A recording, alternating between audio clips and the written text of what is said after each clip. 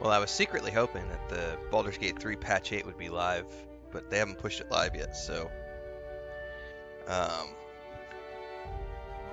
we'll come do some more Outer Worlds. We'll just do side quests this morning, stuff that I skipped when I was doing the main playthrough, just to hang out. And then I'll keep an eye on Larian's Twitter account, and once they push Patch 3 live for Baldur's Gate, Patch 8, sorry, we will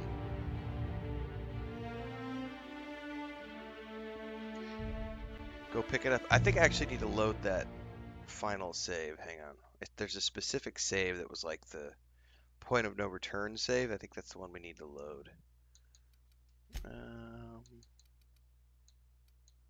Yes, point of no return. Because I think here is where we can actually step back and like go to. Because there, I didn't do any of the side quests. I didn't do any of the companion quests. So there's a whole bunch of stuff we can do here.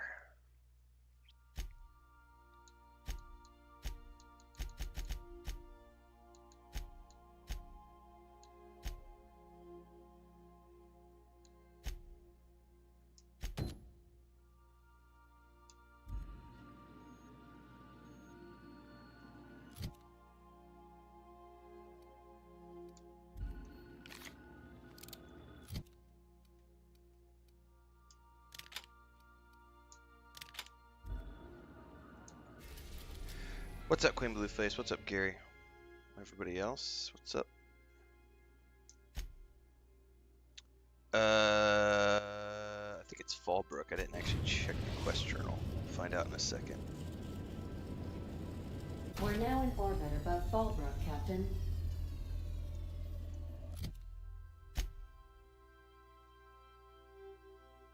Yep, Fallbrook.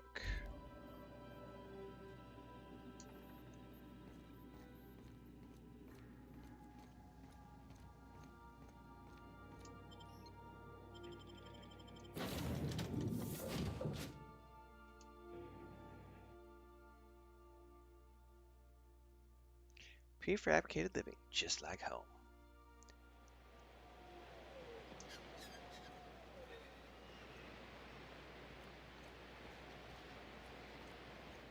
Oh gosh, this is so pretty. It's an interesting looking settlement, that's for sure.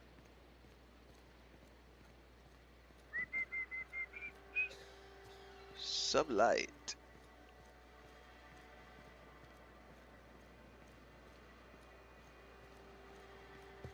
Always imagined Fallbrook would be...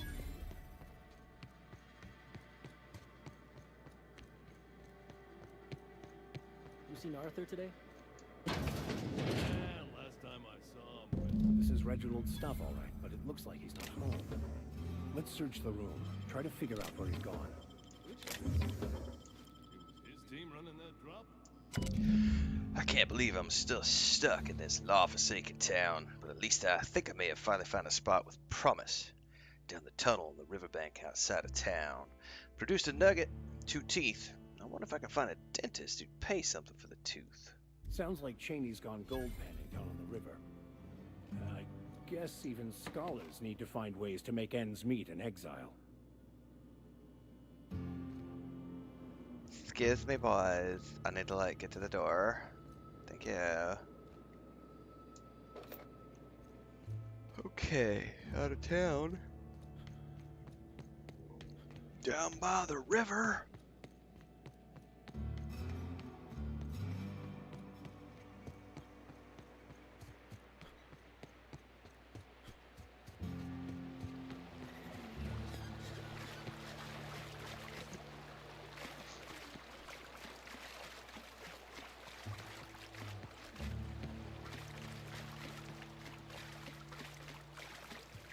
Hello there. What do you want? Oh, hey, Vicar Max. What are you doing on Monarch? I thought scienticians ain't welcome here. Scienticians. Haven't you heard? Everyone's welcome here. It's a fucking worker's paradise. But you wouldn't know anything about that, would you? Why is he so upset? Never worked a day in your miserable life. You're just a parasite, living off my goodwill. Well, guess what? My goodwill's exhausted, along with my temper. Whoa! What's going on here? This is the guy who told me about the book while we were in prison. I lied about finding a scholar. But I don't care about any of that anymore. I just want to inflict massive amounts of pain on this guy. Thanks for lying to me, Vicar. What's up, Thandar? Poppy is tired this morning. That's what's up today. Maybe he didn't know the book was in French.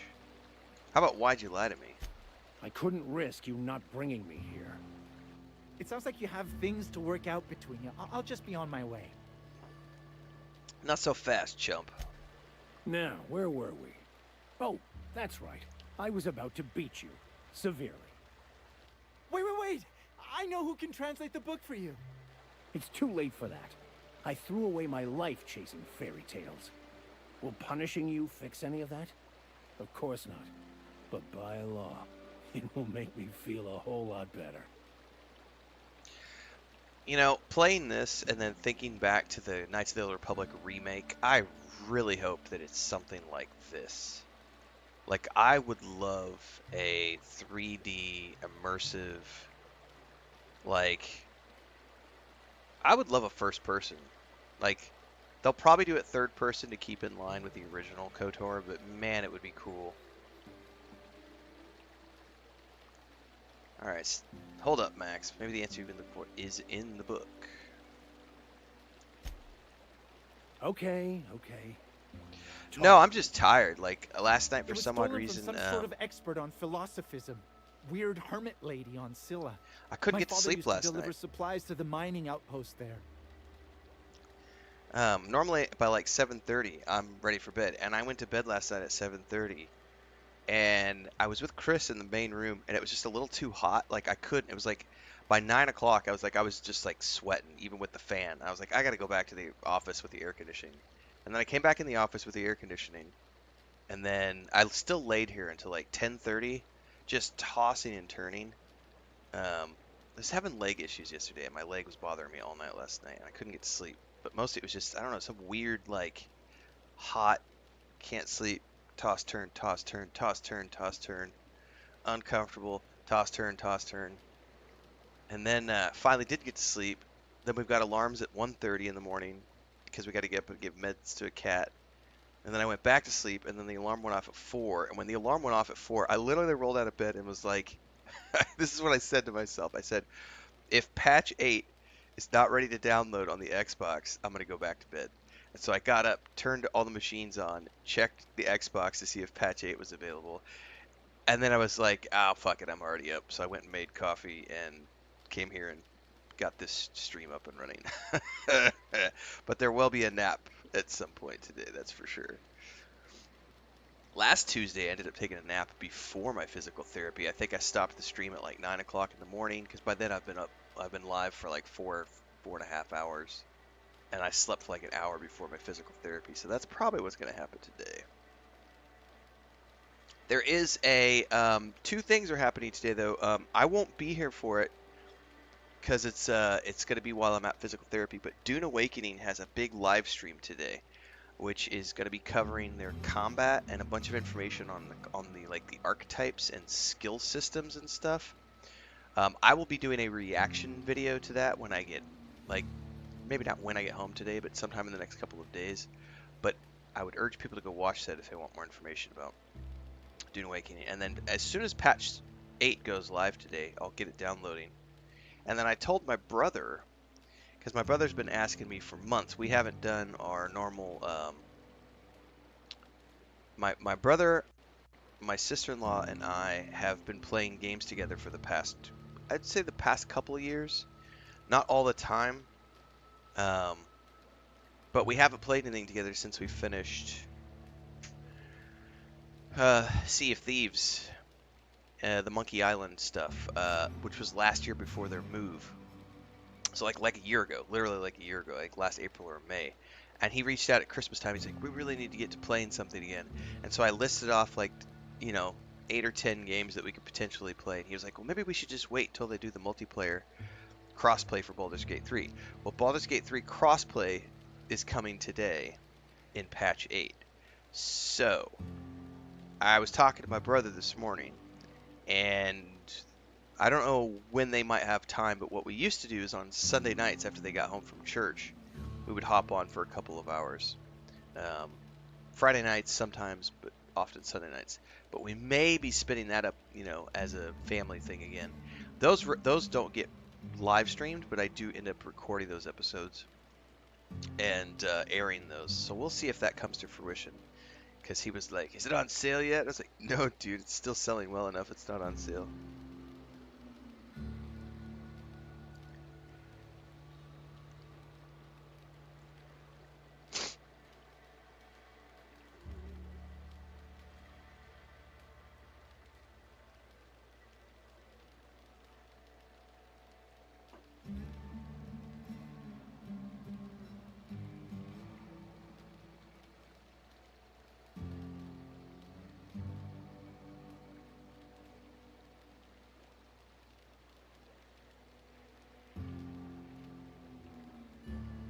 Alright.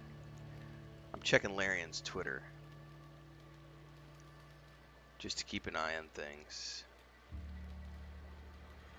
Actually, we should probably check Baldur's Gate 3.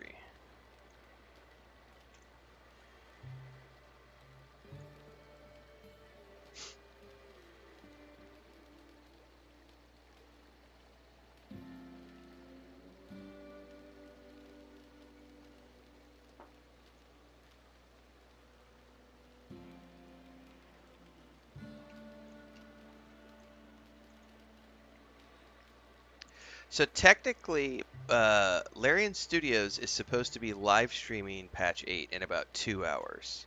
So I would anticipate whenever they go to the live stream is when they're going to push the patch live. So we'll see. It doesn't look like it's available yet. So we'll just keep an eye on it, and I'll keep checking the Xbox store. Did I see the grifter bots are trying to claim Xbox Showcase is surely when Bethesda reveals the goodies? Dude, I mean, it could happen. It could. But I honestly think, so if they were going to announce an Oblivion remake, why would they have not done so at the Elder Scrolls event that just took place?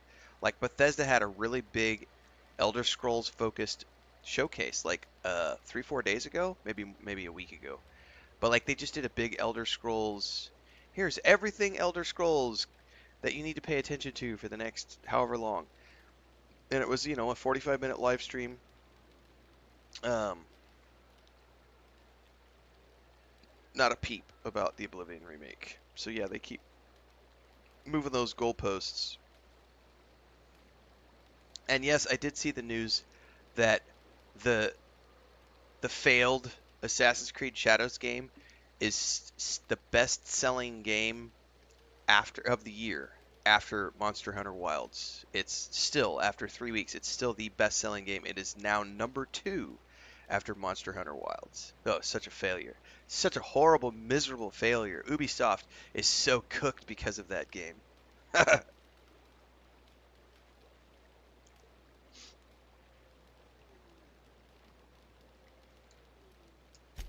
It's true. My father collected some extra bits on the side by diverting some of the supplies to the gal. The way he told it, he thought the book looked valuable, so he took it. Couldn't find any buyers when it turned out to not only be French, but banned as well. What do you say, Vicar? Fine. We've got more important things to do anyway.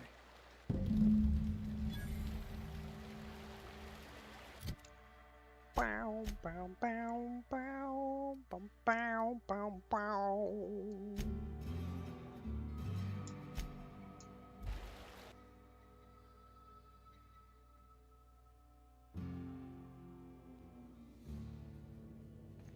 Hail, Captain. Your return time is within 14% of the expected value.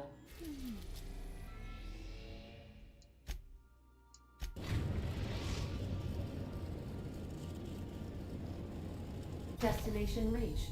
Scylla.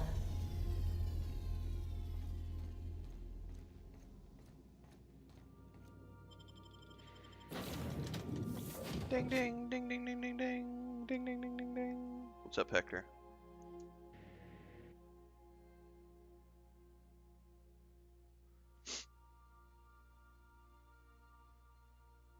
Can we talk? We surely can, Vicar. What's up? If I were a hermit, I'd choose to live on a desolate rock orbiting the middle of nowhere. I want to thank you for talking some sense into me back there with Chaney. It has been a long time since I gave in to my violent enthusiasm.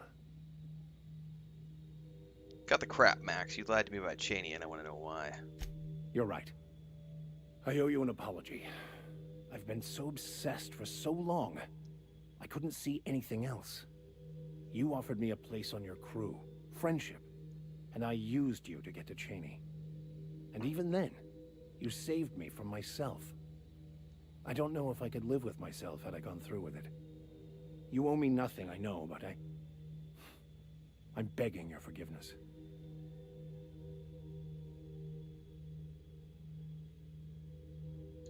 Alright, but I'm watching you. You ever lie to me again about anything and you're out. Thank you. I promise I'll be nothing but truthful from this point forward. Why didn't you tell me you served time in prison? You never asked. The more I play this game, the more I'm like, just like, give Obsidian a Star Wars game. Again. Please. Give him another Star Wars game. Give him Knights of the Old Republic 3. Come on. They did great with 2. Well, you didn't, but fine. Most laypeople are not aware of this, but we've not discovered any new insights into the plan for a long, long time. I had an idea that we should welcome the truth, no matter where we found it. I had the worse idea to share my thoughts with a superior. And that's how I ended up assigned prison duty, where I was fool enough to let an inmate bend my ear with stories of an original Baconu journal. Alright. You know, I'm going to turn off. I had it turned on for a while now. But I'm going to crank off the outline.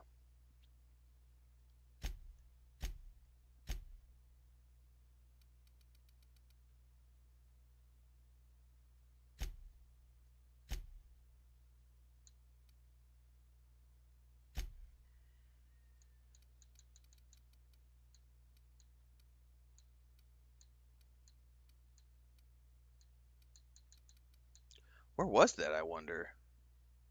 Oh, there it is. Never mind. Nah, we'll be fine. Let's just turn it off completely.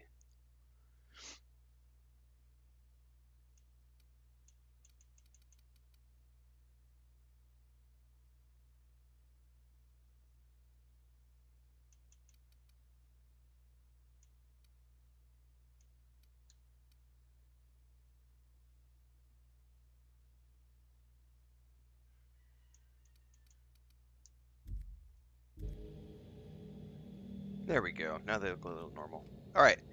Oh my, that is a big something. What the hell is that?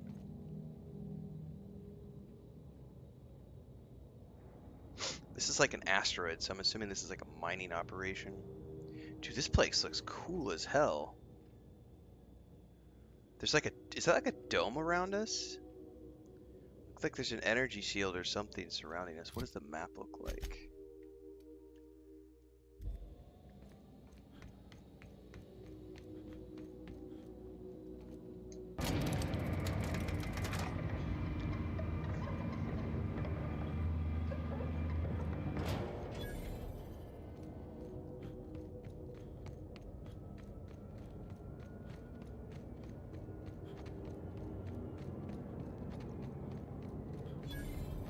It's a terraformer. Oh.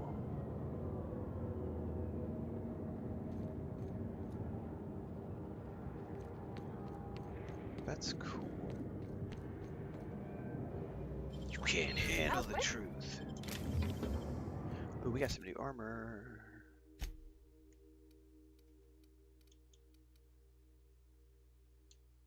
What is this? Determination. What does it look like?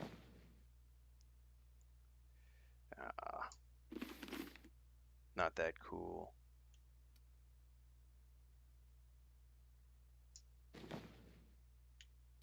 I will say that armor set looks awesome. Ooh, it's got sneak on it.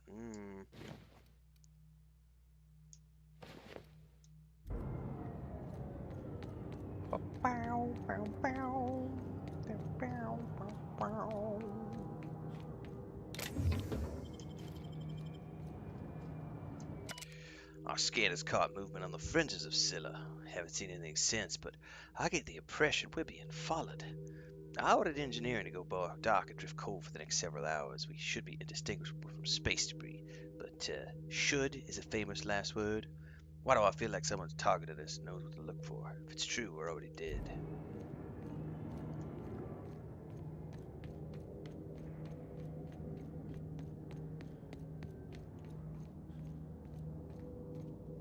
So there's tons of explosives everywhere, and yet no bad guys. I was about to say, hang on. Hey, buddy. Shh. Shh. Headshot.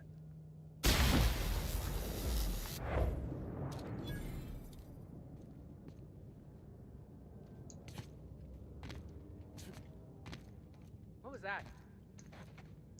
That was nothing. Incoming!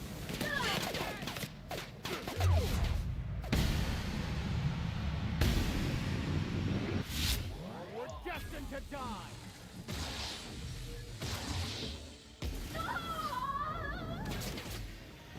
Everyone all right? Never better.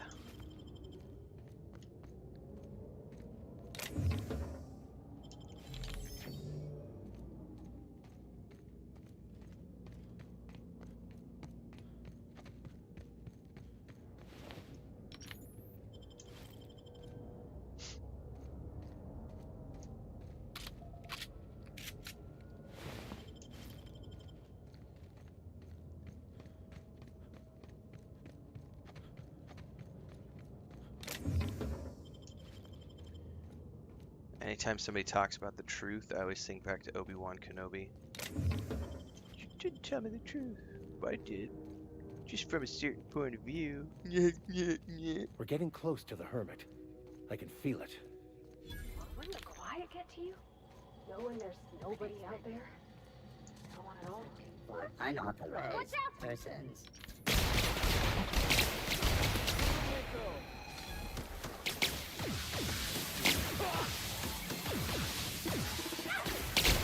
Oh!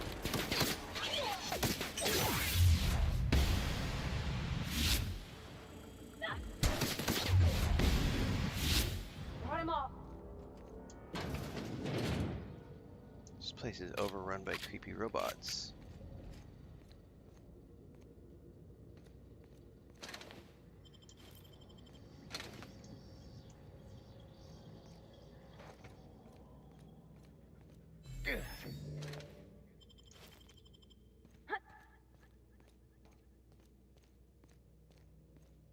Maybe avoid going into other buildings for the moment until we find our NPC.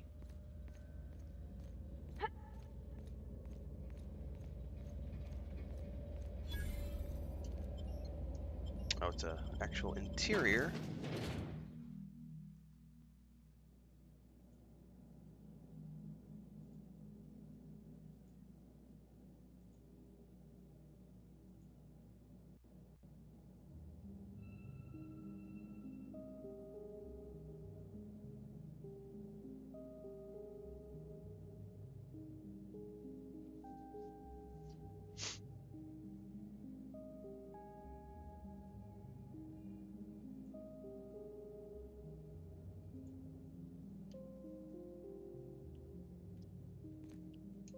What have the solar winds deposited on my doorstep now?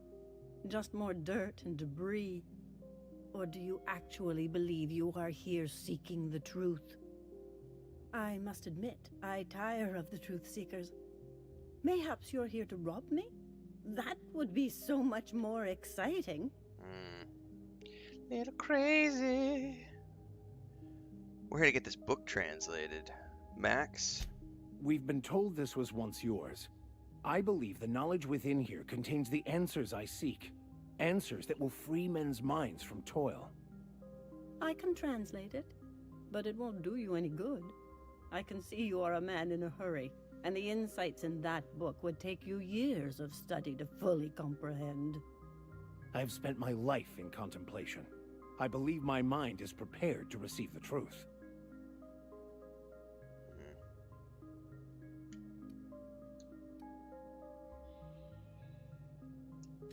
There is one way that can speed up the process.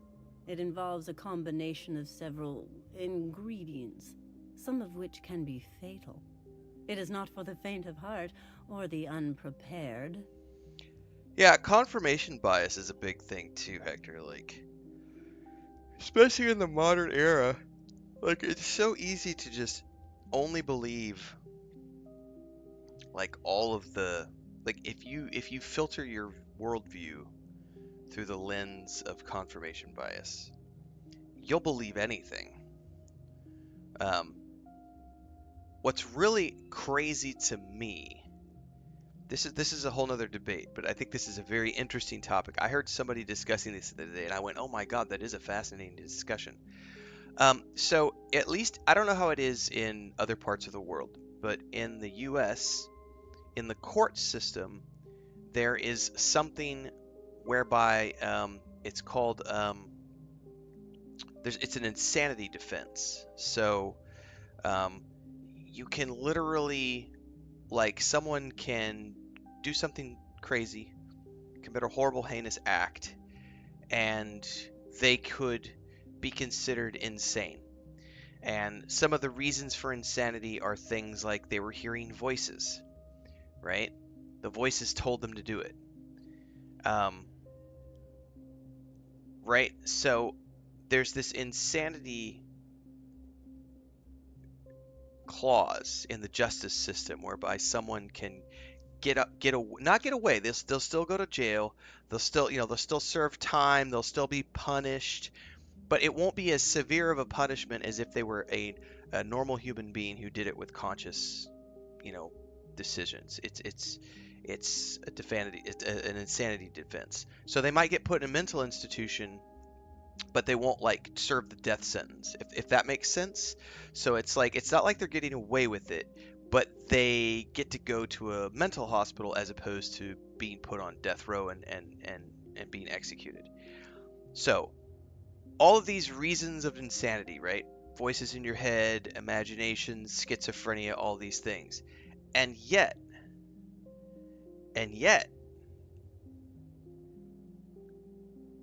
people will go to, at least in the US, what do you do when you I swear to tell the whole truth, nothing but the truth, so help me God. And you're putting your hand on a Bible. So help me God, right? If you go to court and say that God told you to do it, well, God told me that I was supposed to do that. That's a reasonable defense.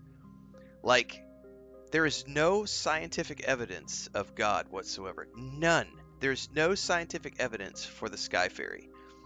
And yet, we will allow people to pledge the truth on a fictional entity, right?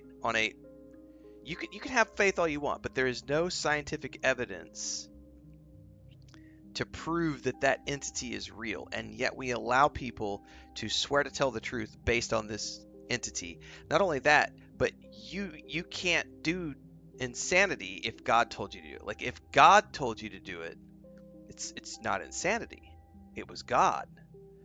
That, to me, is one of these really interesting discussions around truth, subjective truth, objective truth. What is the truth? Because one person hearing voices in their head is considered insane, but another person hearing voices in their head is considered touched by God. They're blessed. Whoa, hang on a second. That makes what? I don't understand that at all. And that, of course, gets into the religious discussion of, right, which God are they hearing? Like, is it a pagan god? Is it the Old Testament God? Is it the New Testament God? Is it the God of Christians? Is it the God of Islam? Is it the God of Baptists? Is it the God of Methodists? Is it the God of the Assemblies of God? Is it the God of the Ecclesiasticals? Is it the God of the Mormon Church? Is it the God of the Jehovah's Witnesses? Is it the God of... Oh, man. That's a whole other can of worms. So when we start talking about what is the truth... Oh, that's... Yeah, there's a whole bunch of subjective stuff in there that it's a super interesting conversation.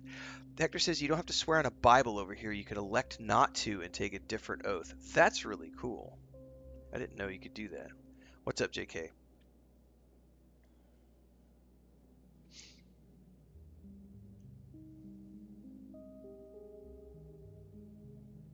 JK says atheists believe in one less God than Christians. Correct.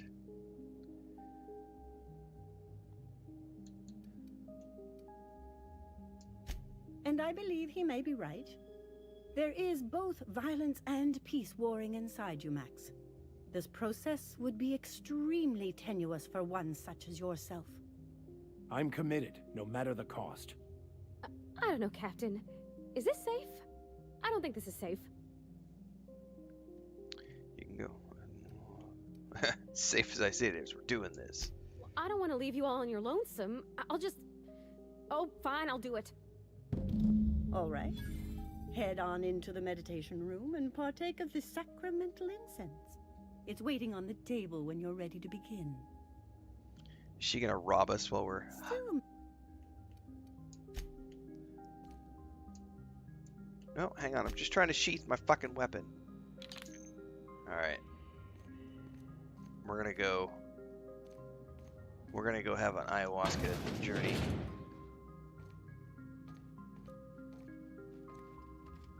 Remember, kids, drugs are bad.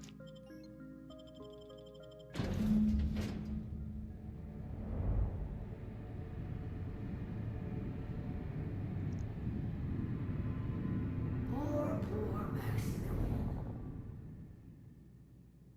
Maximilian, why are you still doing this? You've been fighting against the world since before you left home. Haven't you figured out yet that the more you fight, the more pain you cause yourself? Mother, you're dead. You can't be here.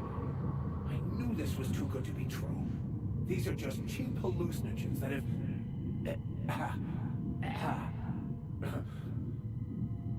What's happening to my voice? Does my voice sound weird to you? And what's wrong with your face? Y'all see these stars I'm seeing? Gosh, they're pretty. Like shimmers in the sea.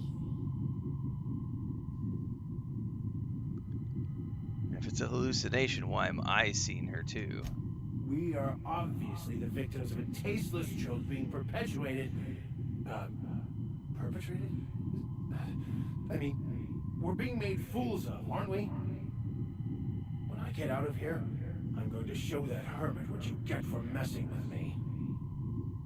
Maximilian, always ready to give up, to lash out, always searching for answers, but always in the wrong place, never looking inside himself. I hope you'll pardon my interruption, but I think it's because he's unhappy with himself. Alright, Vision Mom. How about giving us answers instead of hollow platitudes? And platitudes from a figment of my imagination, no less. Who said I wasn't a figment of your mind? But you know the truth. You don't need someone else to tell you. You've always known it. Everyone knows it. They just won't see it. We're overwhelmed with stories from our earliest days. The stories others tell us, and the stories we tell ourselves. These stories are how we try to make sense of our lives, but they are not real, are they? They're just stories. You need to drop your story and see the truth. Stories are real. If they mean something, if they inspire your kindness or action, but maybe Max's story about himself is all wrong, and that's why he's so unhappy.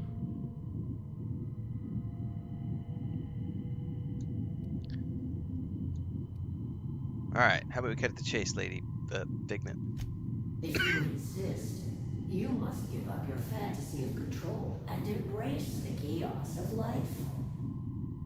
Whether you resist or not, it will take you wherever it wants, more assuredly than even the fictional architect's planners slave away to prove. No, that's not true. The basis of everything is order, not chaos. It's true, I know it is. So did you. Why are you denying it? Before you died, the plan made you happy. No, it didn't. I made myself happy. There's nothing holding you back but you. If you can't understand that, you will never understand anything.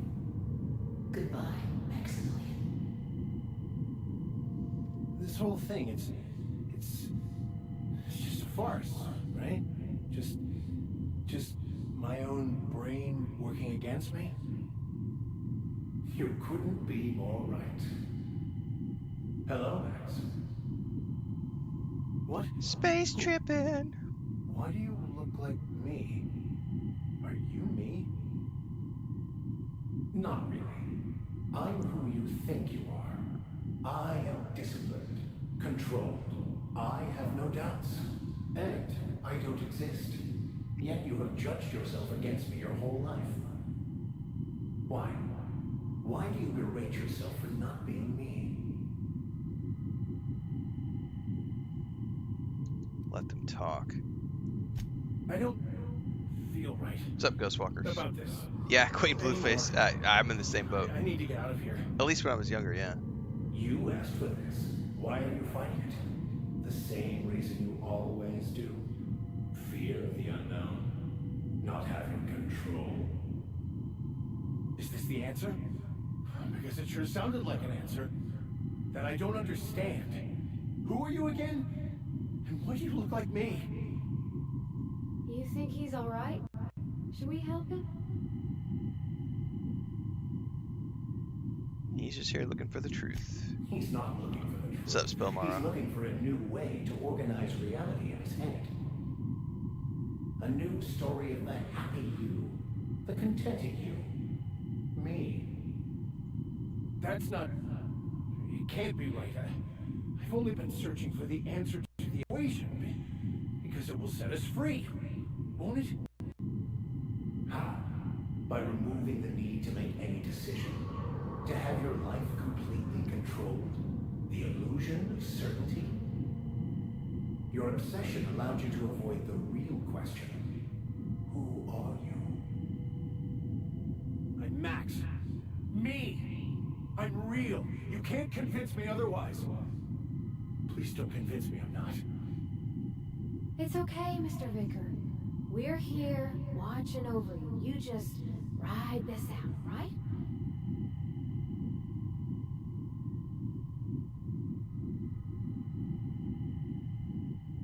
Yeah, please don't do that. I'm invested in being me.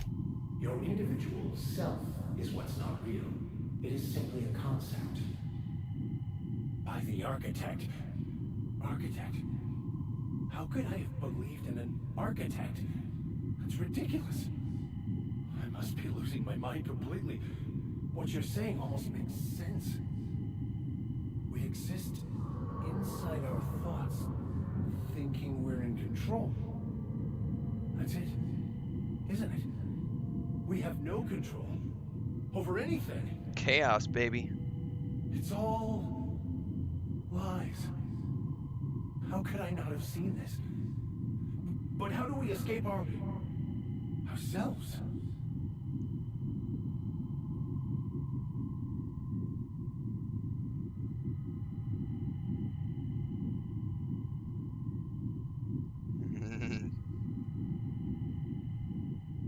You're doing great, Max. I'm gonna go throw up in the corner now. I see you're back with us.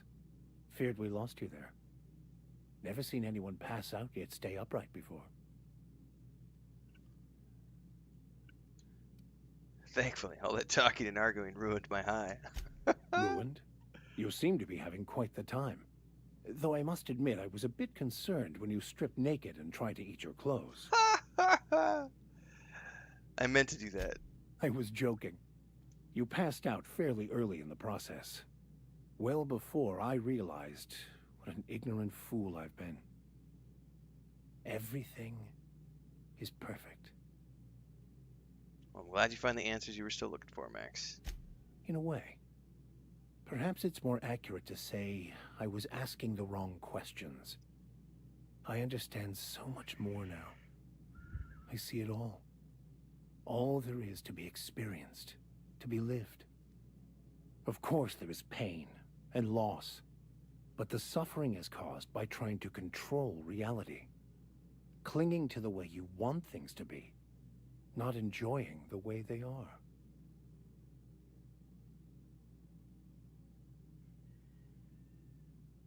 You seem happy, or at least not angry. I am content. I've finally found what I was looking for, even though I was looking for the wrong thing. I need more coffee after this, and then I want to jump into chat, because there's some fun stuff going on. I'll be right back.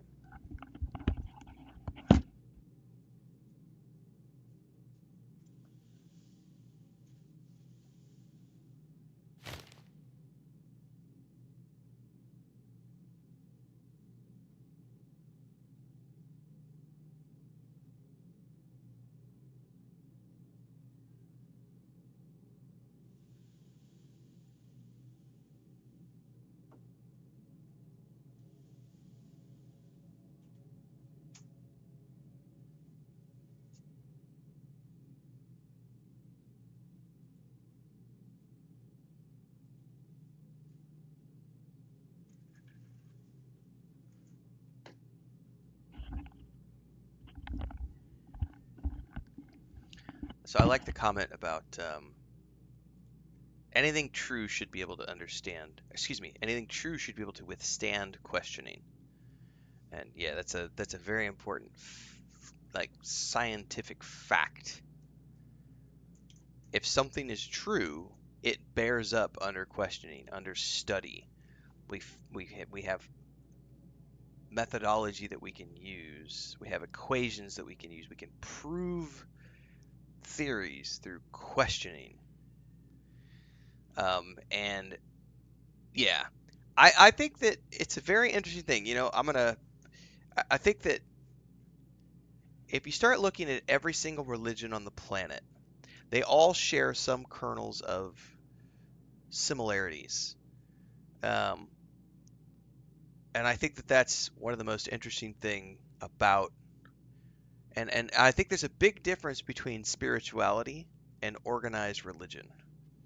Because when you focus on the spirituality of most religions on the planet, they all sort of focus on things like love your neighbor as yourself,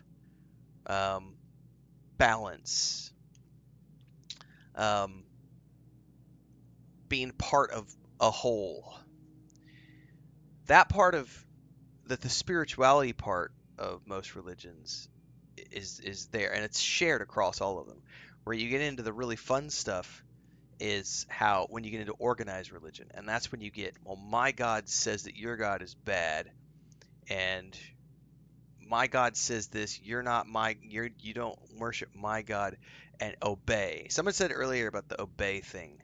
That's a really core central part of the organized religion strategy, is that you must obey. I remember my dad getting really upset with me. This was part of why I got kicked out when I was a teenager, because I wasn't obeying him.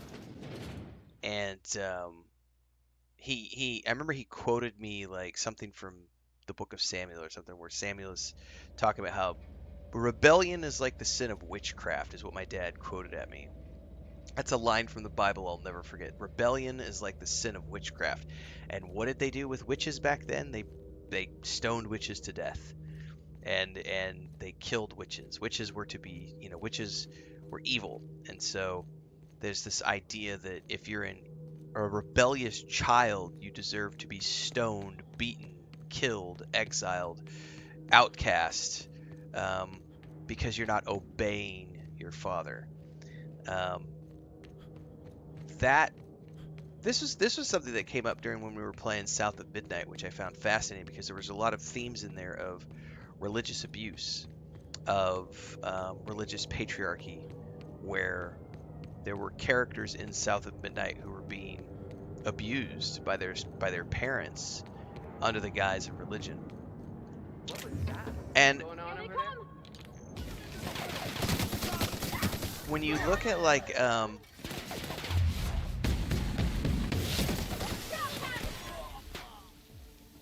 buddy of mine and I did a book. This has been years ago now, probably a decade ago. It's in Spanish. That's the last. But we wrote a book together with his girlfriend called "Thank God I'm an Atheist." And one of the chapters in that book was how, as an example, one of the things that organized religion will try to teach you is that no one can be morally upright unless they are following the religion that that person is trying to sell you on. Like, it's impossible to be morally upright if you don't follow the religion that the person is preaching to you. But the reality is that morality is not a religious birthright. You can be a completely moral person who doesn't believe in killing other people, who doesn't believe in stealing. You can be a good person without needing to be a part of some organized religion. And if you look at most of the wars that have ever been perpetrated on the planet, most wars, not all, but most, have been instigated because a god told people to do that.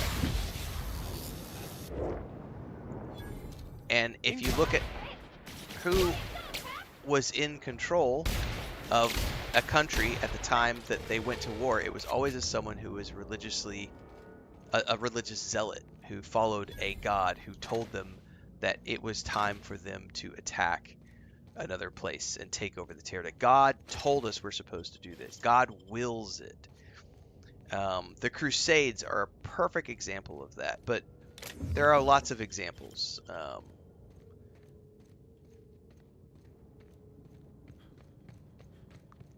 But the obey concept is correct. Like, it's about being, it's about having fear.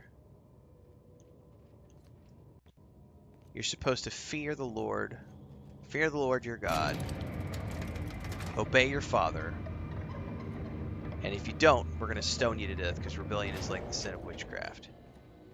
It's always been, the organized religion is always about control. But I think there is a big difference between, good morning, Phantom.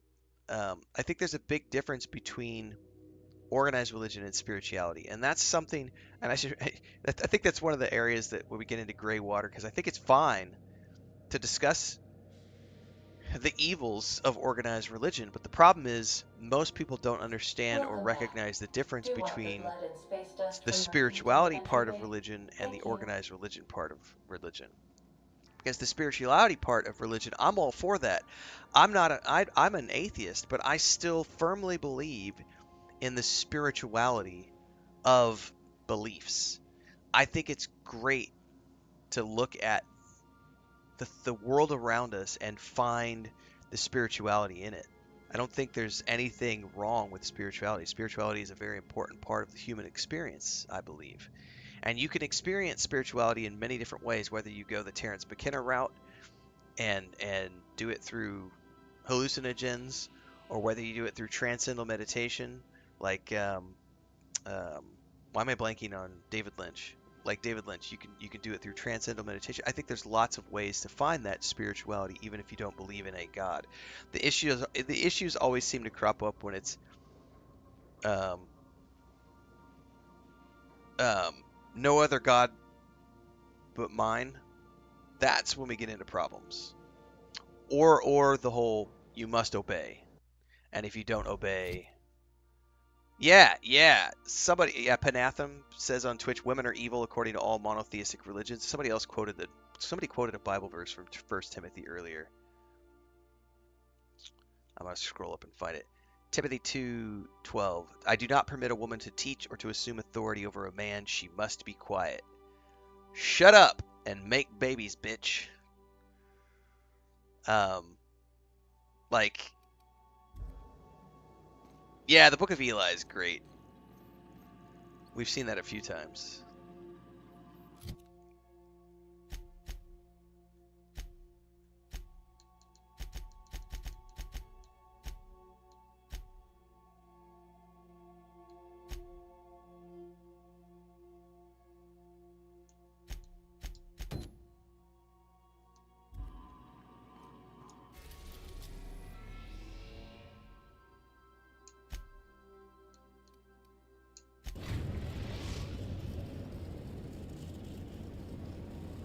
We're now in orbit above Roseway, Captain. Meat lovers pizza, baby.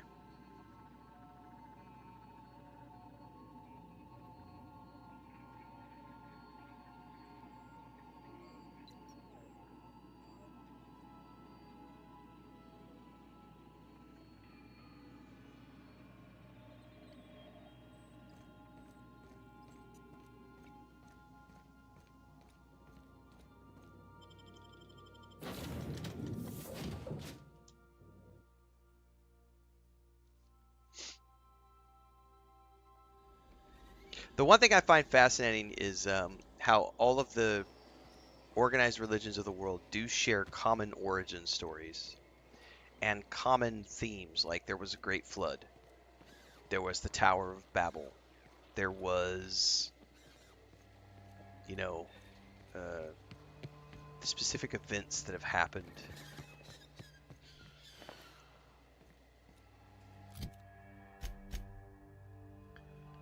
This goes back to common ancestry and many different peoples sharing common origin stories. And over the thousands of years, everybody's versions of those origin stories have changed. You know, they've evolved.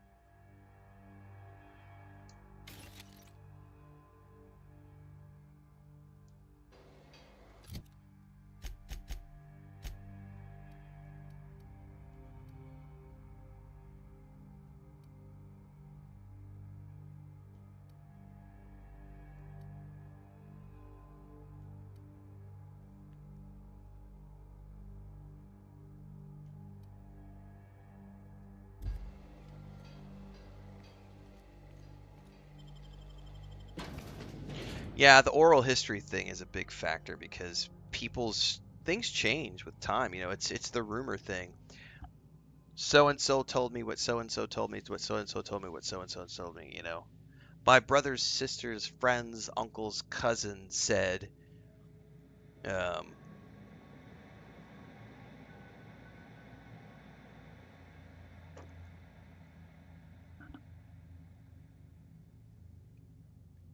I don't think I've watched Heretic yet, Atari. Isn't that the one with I'm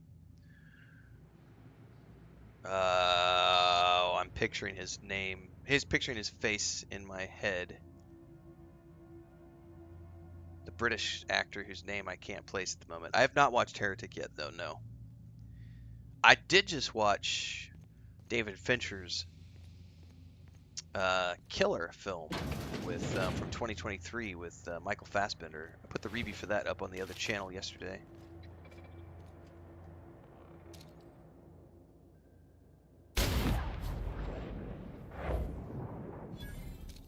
Incoming!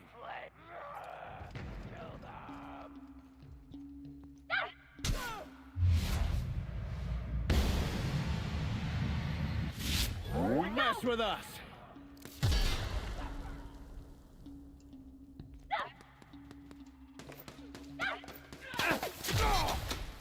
You guys all right? know what? Now that I'm post-story and I'm just doing this for shits and giggles, I think I'm going to turn the difficulty up a little bit just to try that out. Let's do a save. Hugh Grant, thank you. Yes.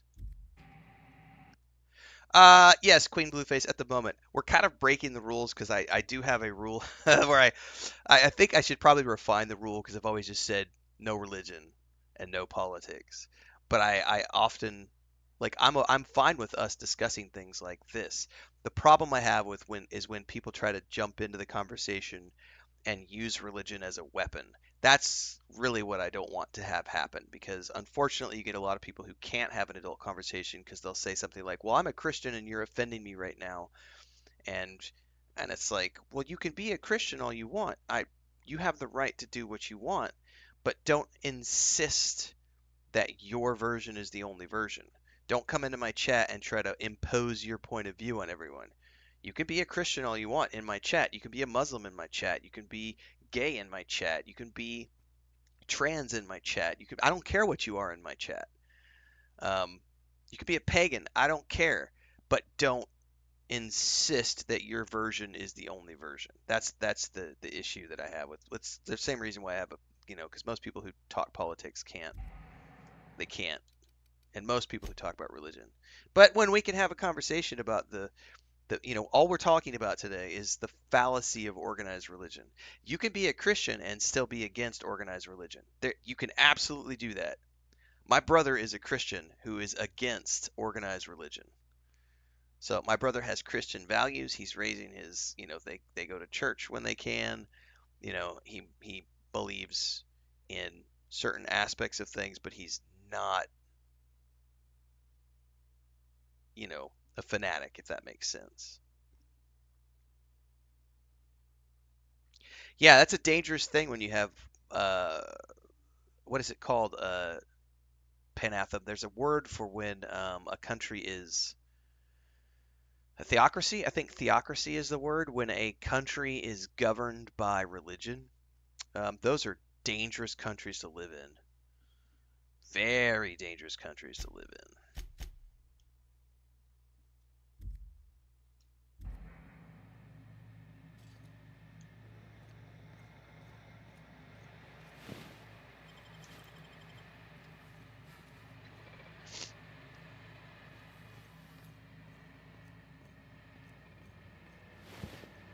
Let's just put it this way.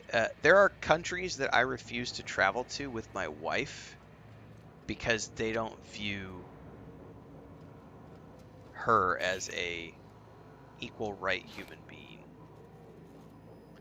There are countries that I refuse to travel because I'm not allowed to drink a beer.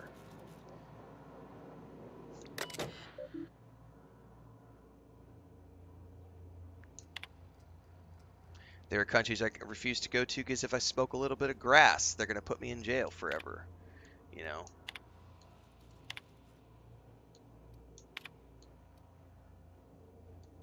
Yeah, I refuse to go to the Holy Republic of Gilead. That place terrifies me. That's the last thing I need for my wife to be turned into a handmaid.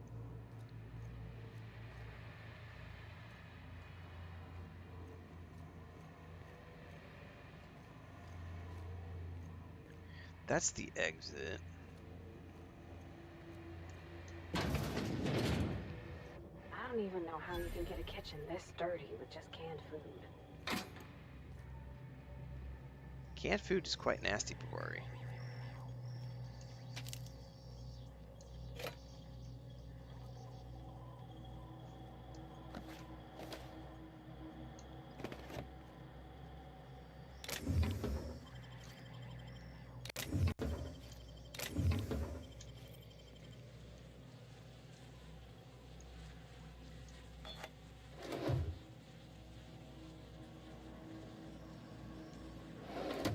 It's a really scary thing when you get to the point where we have governments trying to tell people what they can and can't do with their own body, or what they can and can't do because they were born with a certain set of genitals.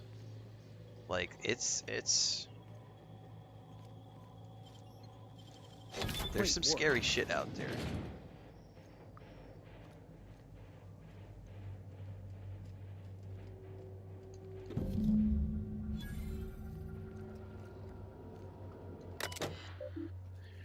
Armory logs.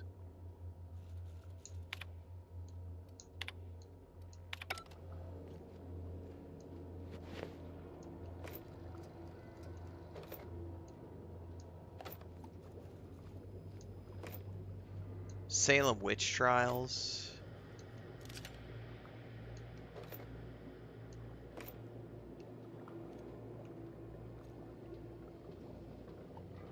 Is that a safe?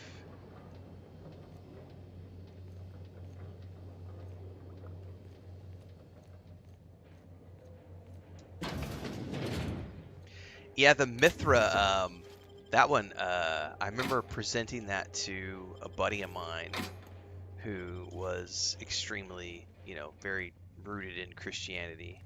And I was like, did you not realize that Mithra, who came before Christ, had 12 disciples, rose from the dead after 3 days, all these different things? And he was like, oh, that's blasphemy. That's just not true. Just not true. And I was like, so what you're saying is Christianity never hijacked other religions? What about Christmas? Like, oh no, December 25th. Totally when Jesus. It's just. Oh, you mean the pagan holiday that you hijacked to.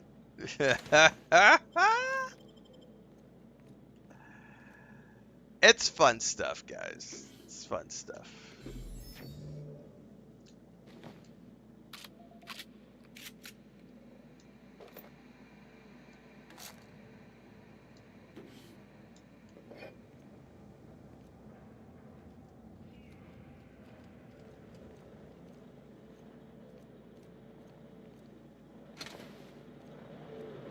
Alright, there's nothing else down here, it looks like. Oh, there's an ammo box or something. Yeah, Easter's another one.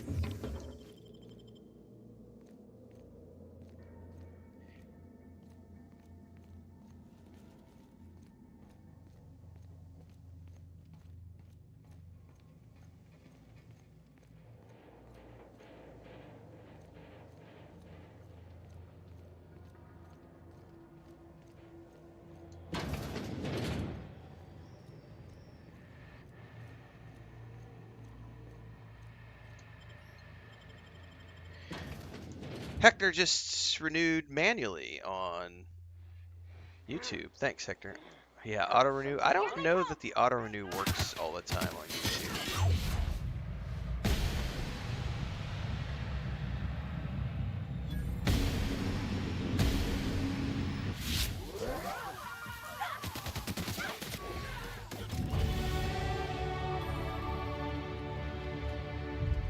Yep, Coca-Cola was, Coca-Cola literally invented the modern Santa Claus.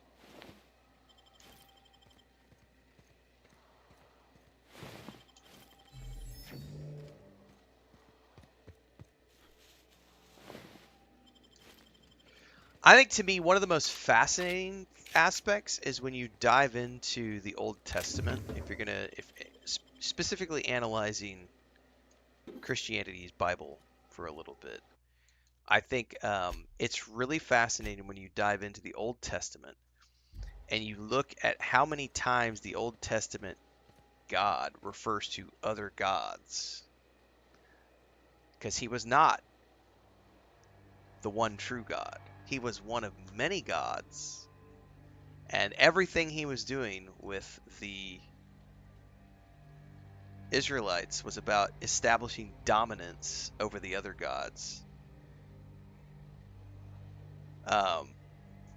It's fascinating stuff, because then you get back into, it totally implies that. And not only that, but then you start getting into, well, what is all this discussion about, especially if you start diving outside of Christianity for a little bit and you start looking at like all of the discussions and research, not that there's any scientific evidence of any of this stuff, but we start getting into all the mythological discussions of mythical creatures and dragons and other gods and demigods and the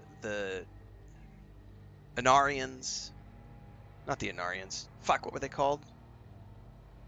The giants who were the offspring of angels and women, angels and men.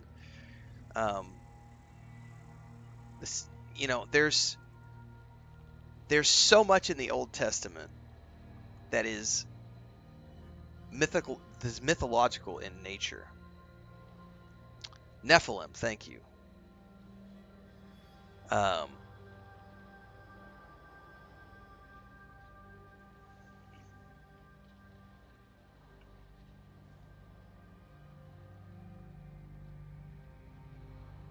Yeah, marketing heads are great at turning anything into opportunity, says Devon. Very true. So what's the plan?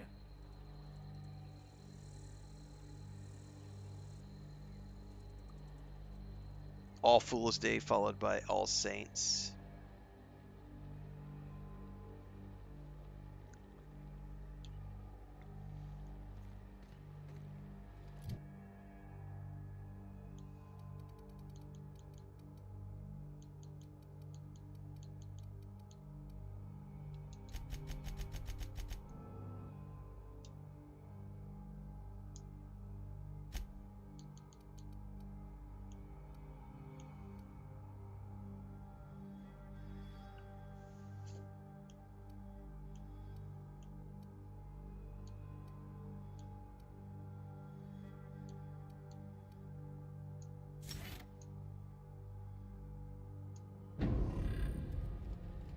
That's one of the reasons I really love the original story that was put out with Assassin's Creed in the first games, when it was like they were playing with the mythology of the Garden of Eden was created by aliens who were super technologically advanced, and this was just their laboratory.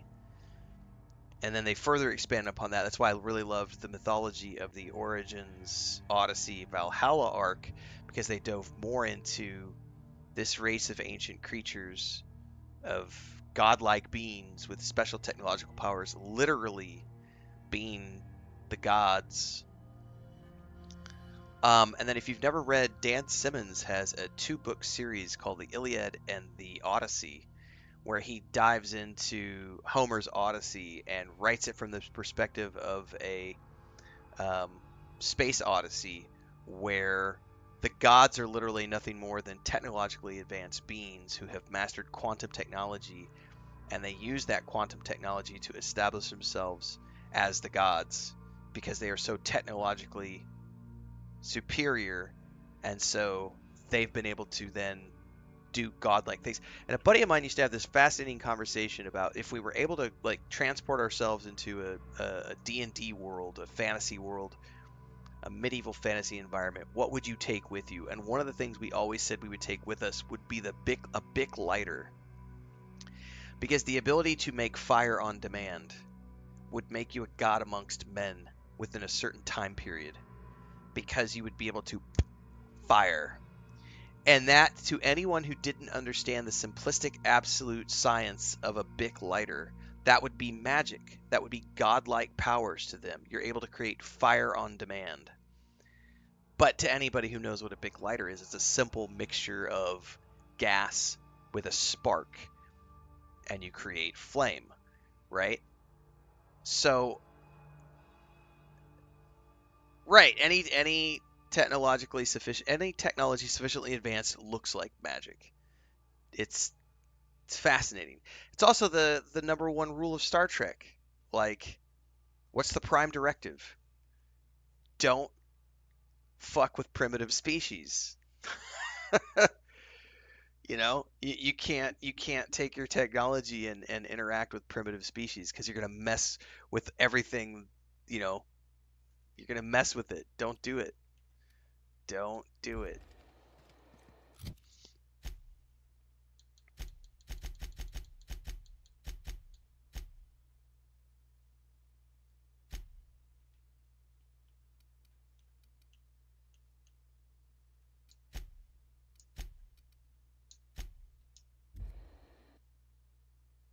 Yeah, I mean, you got to make sure the gas never runs out. Like, you would have to use that in extremely rare circumstances. And Why was I built to feel ennui?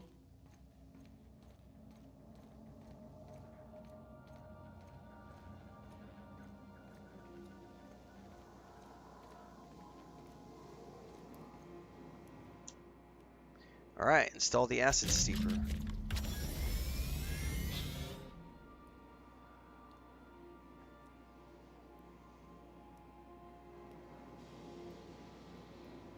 Initiating initialization sequences. Greetings, customer! This SAM unit is unable to locate your registered information. Would you like to register your SAM? Sure. Registering new owner. Captain. Yeah, so we're just so this goes back to, I don't know how many of you ever researched the 24,000 year cycle. This is another fascinating discussion about how everything on the planet is based around these 24,000 year cycles where we advance as a species up to a pinnacle, and then whatever that pinnacle is figures out a way to transfer their consciousness out, and whatever's left are the remnants of society, and they all devolve back to the point of living in caves again because of ice ages and the loss of technology and everything else, and then we build it back up again. And that's where we get things like the pyramids. Dude, I could go on. We could go deep on the Graham Hancock conspiracy theory stuff today if we want to. But then that's where you get the theory behind things like the pyramids, where there's no way to explain the pyramids with modern science. We can't explain them. Someone was talking about the recent discovery underneath the pyramids as well. Because they just made those, well, with sonar anyway. They haven't confirmed it. It's an interesting theory, but they've used sonar and supposedly uncovered another massive structure underneath the pyramids. That could be a whole bunch of different things. We just don't know. And this goes down. Anyway, modern science cannot, to this day, we still cannot show how the pyramids were built.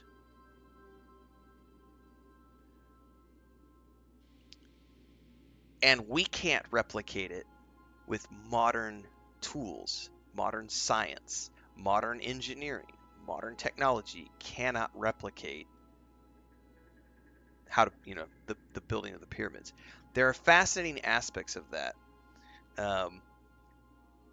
Anyway, there's a whole other conspiracy theory out there about the 24,000 year cycle where civilizations build themselves up, they disappear, and then we come back and we find the ruins and remnants, and those becomes myths and legends.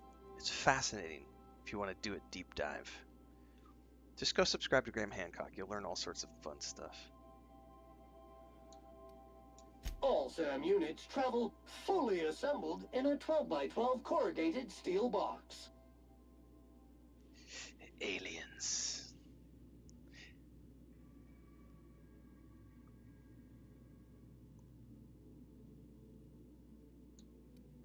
Did you know SAM units are capable of equipping regulation-grade flamethrower nozzles? Upgrade your attachment today and get to firing away. Welcome to the crew, Sam. SAM units live to clean and clean to live. So that's the new companion.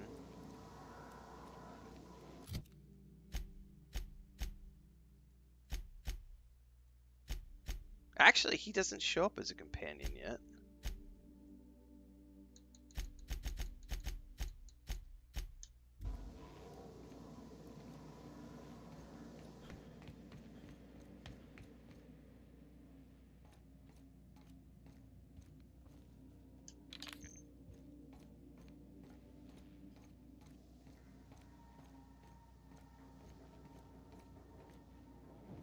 Where did he go?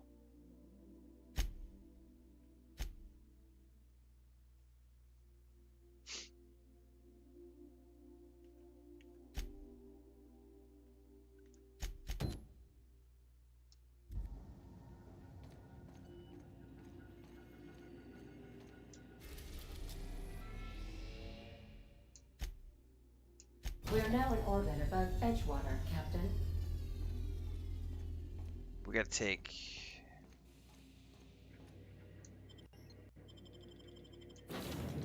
Yeah, he's there. Okay, so let's take Sam, Nyoka, and Sam. Why not?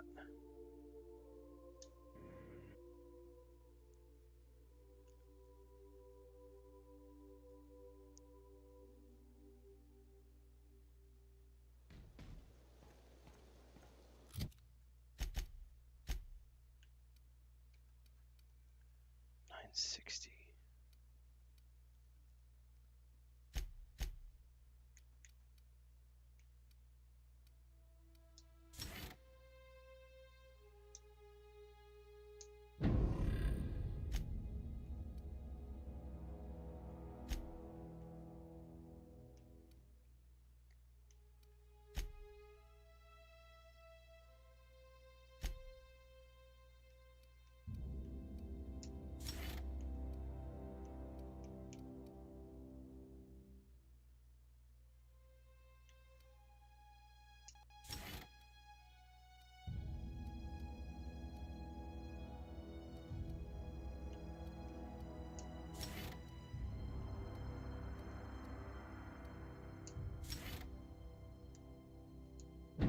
So you can't change any of Sam's equipment.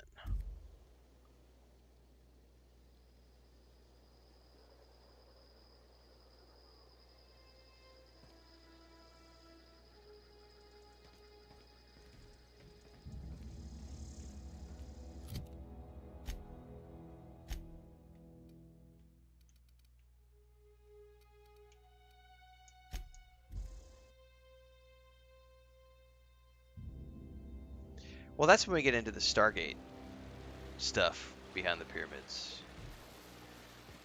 That's fascinating to me. Because I always viewed Stargate as like a documentary rather than a science fiction film.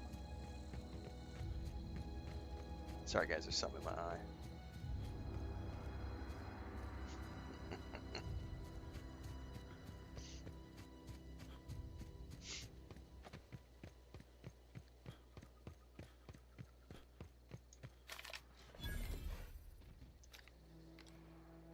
Like a raft among the rocks.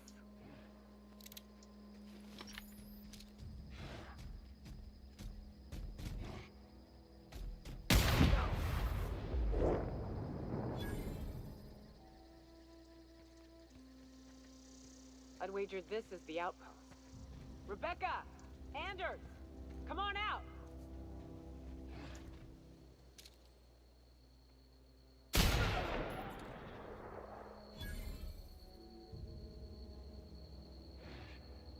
Dude, I hear another critter around here somewhere. Oh, there he is. He's like... Incoming cap! At Sam's cleaning prowess. Oh, I hear another one. Detected.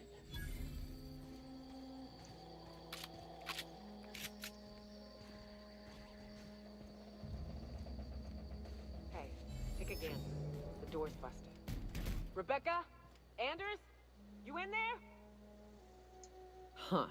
Rebecca taught me this once. You can jerry-rig these old locks so as they don't open anymore. But we've only ever done that if we're in a real bind. Here, I'll fix it. Oh no. Oh no. What did you do? Oh no, they're not alive anymore. Making blood stained clean again. Making blood stains clean again.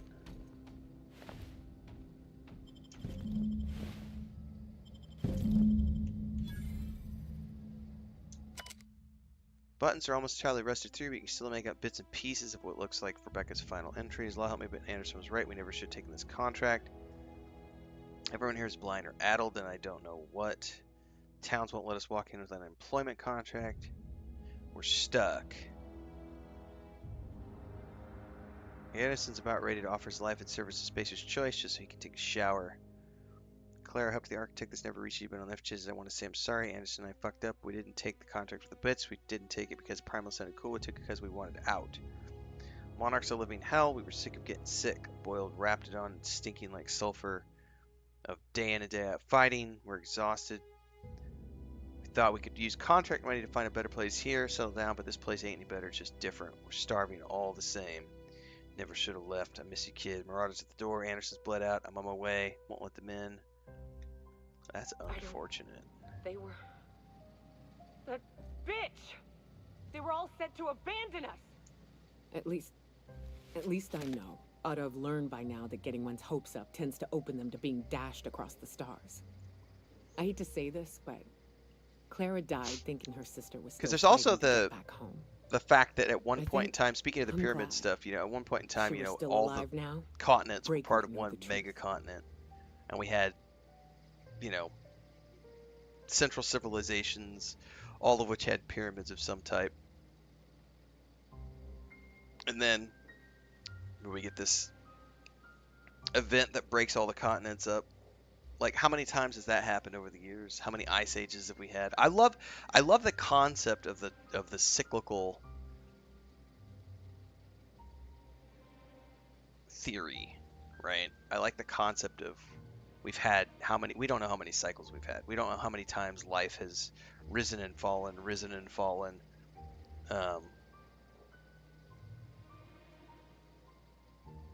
You know, there's when you think about the billions of years, it's fascinating stuff. I think I remember one of the first moments that made me sort of start to trip a little bit on like the depth. I'm not a scientist by any means, but one of the first things I can remember making me trip out on the depth of science and realizing how important science and the study of the universe is. And had I taken a different path in life, I probably would have gone that route. But when I started realizing that when you look at when you look at something in a microscope, or you look at something in a telescope, whether you're looking down multiplied by a factor of X, or you're looking up at a factor of X, you see the exact same patterns repeated. The Fibonacci sequence, the spirals, the DNA, the structure of neurons and atoms and protons and planetary structures and cells circling a nucleus, planets circling a sun.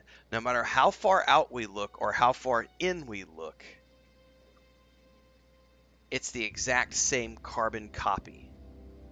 Like, infinitely. That shit is mind-blowing to me. Like, and when I had that realization as an adult, and I started looking into like chaos theory and the multiverse theories and quantum physics, and that's when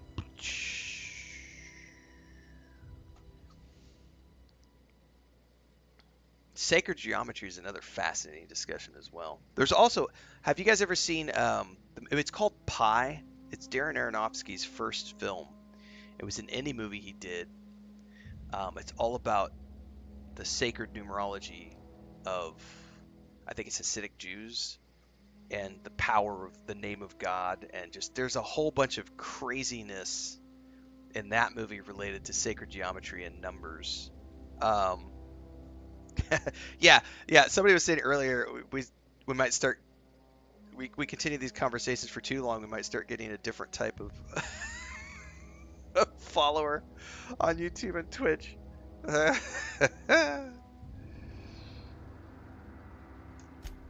Yeah, maybe. I'm used to disappointment.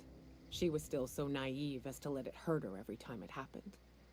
Only thing left is to take these medallions home, which means figuring out how to bait the Mana Queen out of our old base. The most pissed off I've ever seen a queen was when a foreign species was on her soil. I'd wager the stench of a primal might do the trick. Any way to find out for sure? Not unless you happen to be familiar with the ins and outs of Mana Queen behavioral patterns. I've never had the pleasure of hunting primals, but I hear they're all over Scylla. Let's tear a few apart, shall we? I'm sure they've got pheromones. Everything does. Yeah, Phantom, it would be fascinating. I think that's when you get to the Star Trek Utopia, which we've talked about on streams before, is like when we can get as a species to where we prioritize science above religion and creativity above capitalism. I think we will definitely be in a really cool place as a species to be able to explore the depths of the universe. But it's not going to happen in my lifetime, unfortunately.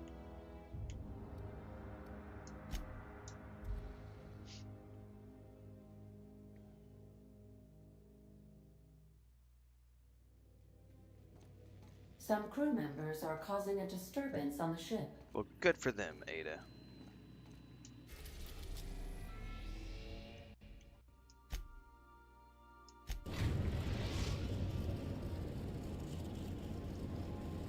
Destination reached. Scylla. Let me go check to see if we've got. I'm gonna check the Baldur's Gate 3 Twitter, not Twitch. Sorry. See if they've dropped the patch yet. Still no information on the patch.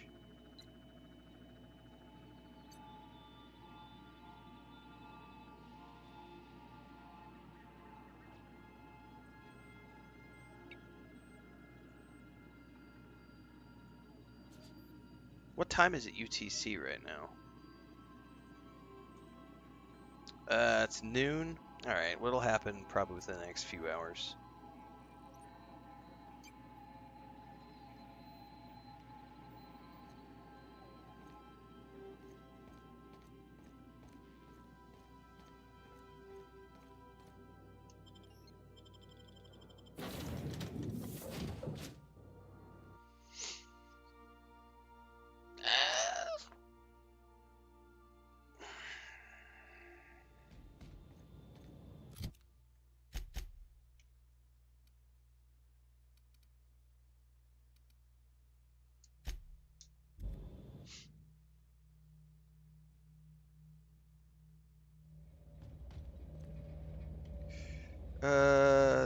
There's one over here, it looks like.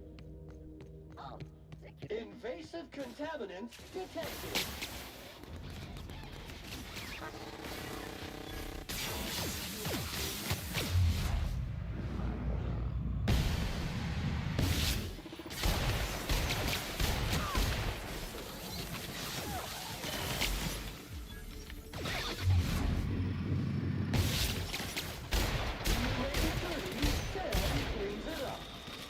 You make it dirty and Sam cleans it up. Maintenance job fulfilled.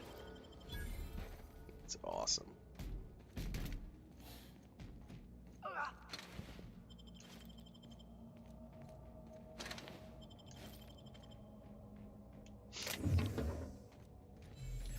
We should do a hard save.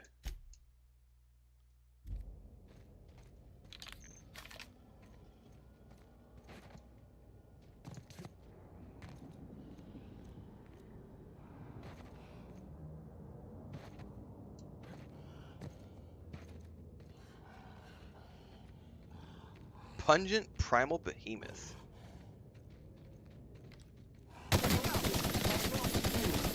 For this job.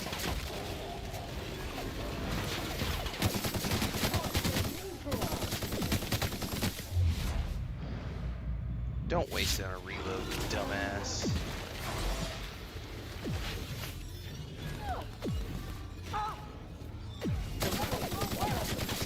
Wrong tool for the job.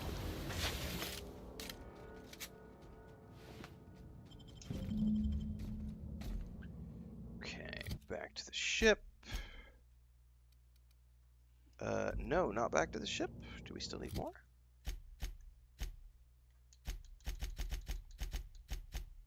Oh, we need 3. Oh, so we're doing all 3 of these. Okay. 373.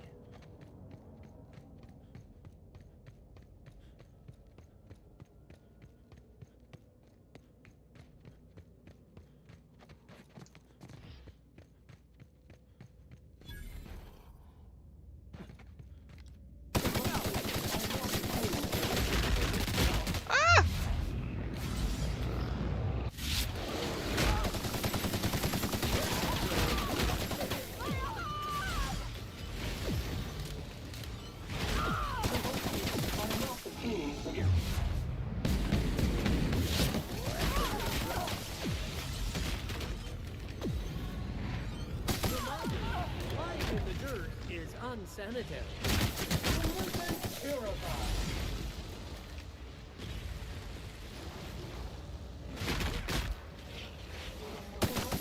Are not the cleaning solution for this job.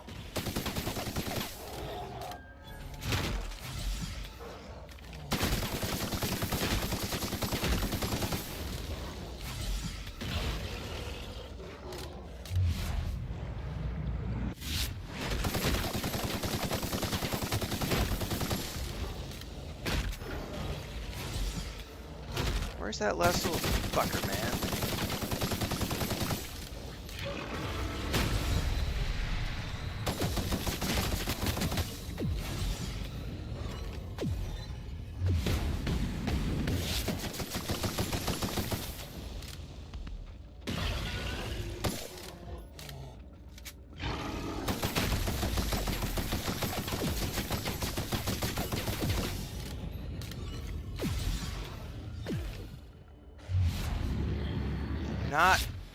Don't waste it on a reload, you dumbass.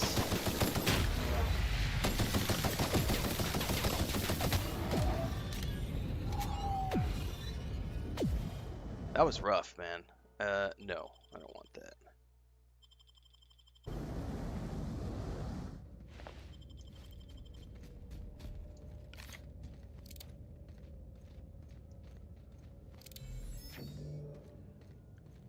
We should save.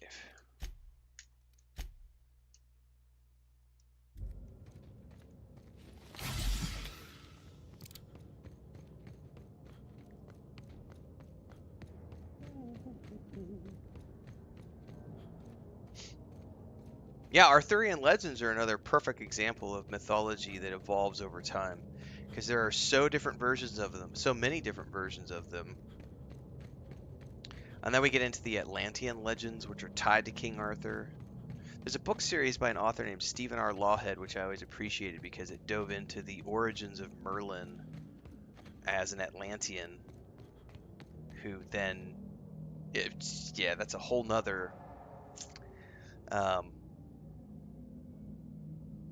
that's another fascinating discussion because it's on the same scale of everything we've been talking about this morning. It's like all of these different versions of that mythology exist based upon your personal viewpoint.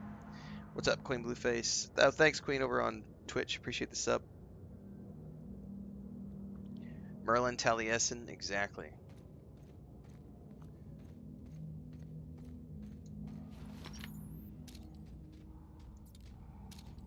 They'll never see us.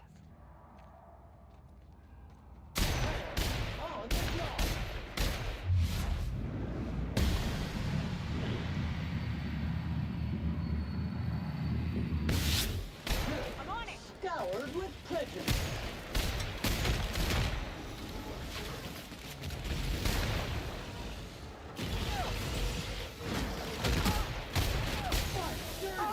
Clean up the competition. Warning. Crew member requires maintenance.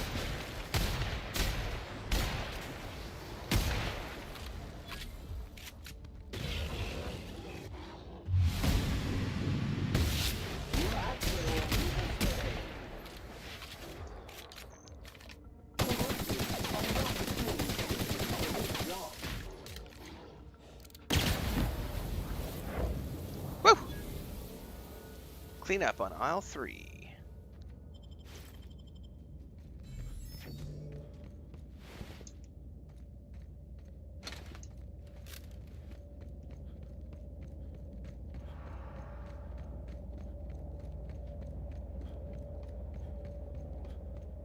Oh shit, that wasn't even the one I wanted. Oh my god. That's hilarious. Okay.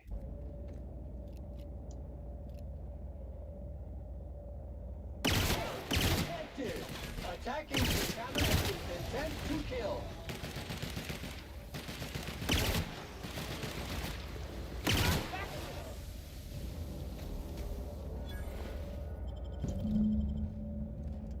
Okay.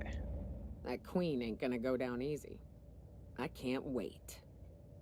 What's up?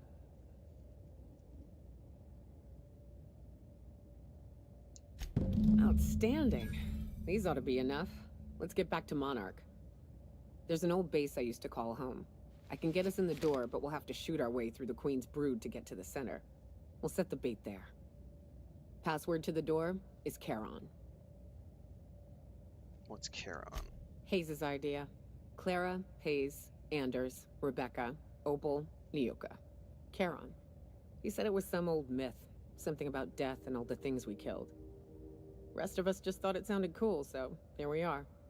This game is not better than Starfield. No. It's a great game, but Starfield is way more than this game is. Starfield's got base building, Starfield has ship building, ship combat. You can go take over other people's ships and sell them. You can modify ships. There's so much more you can do in Starfield compared to this game. It's not even a comparison. This is more like Fallout than it is like Starfield.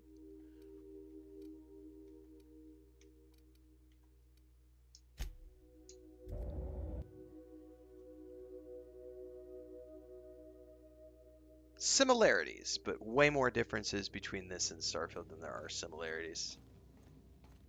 Sam, my vacuum tubes require evacuating. No, not those.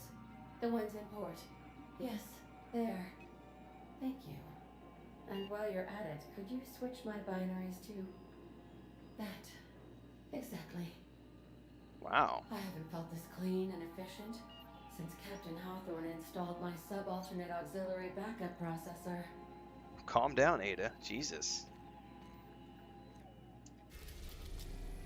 Why is there a wet spot on my chair?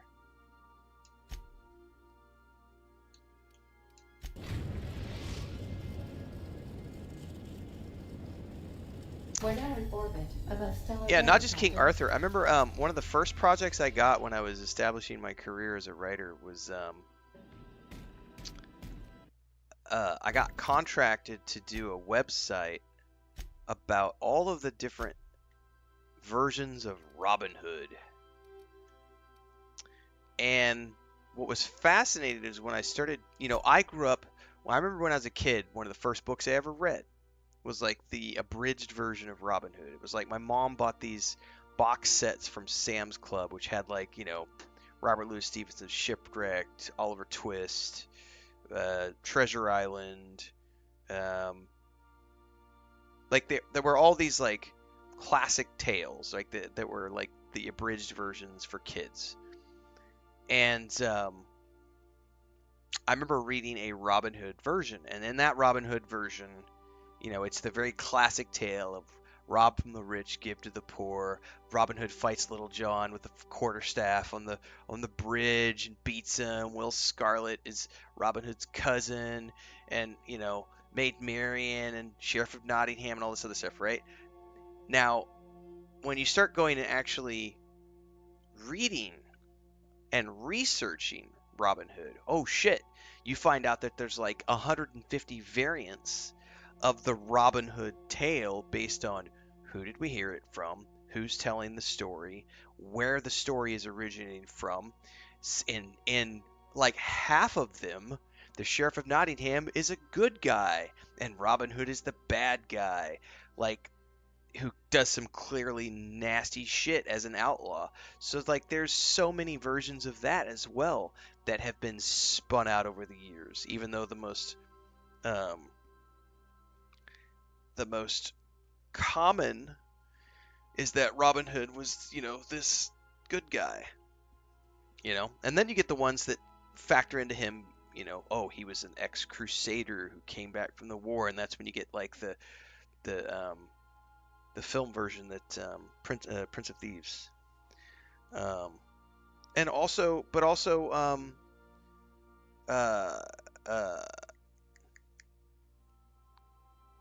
hang on, coming. Ridley Scott did a version which we've watched a few times, which is really good. One of his sword and sandal epics.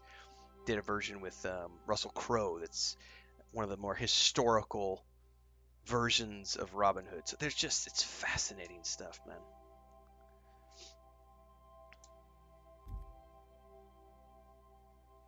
I'll eat his heart out with a spoon.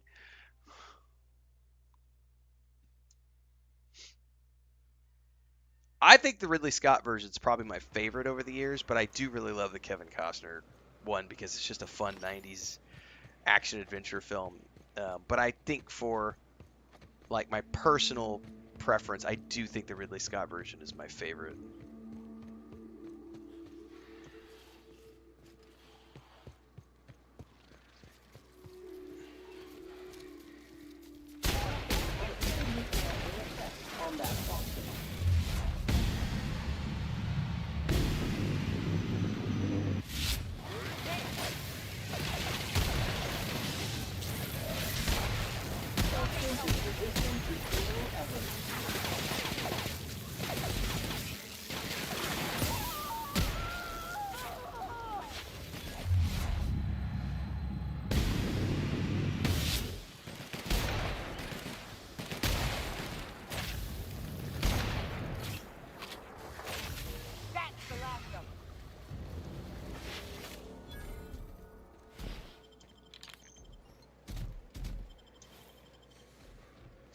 Yeah, there was with God,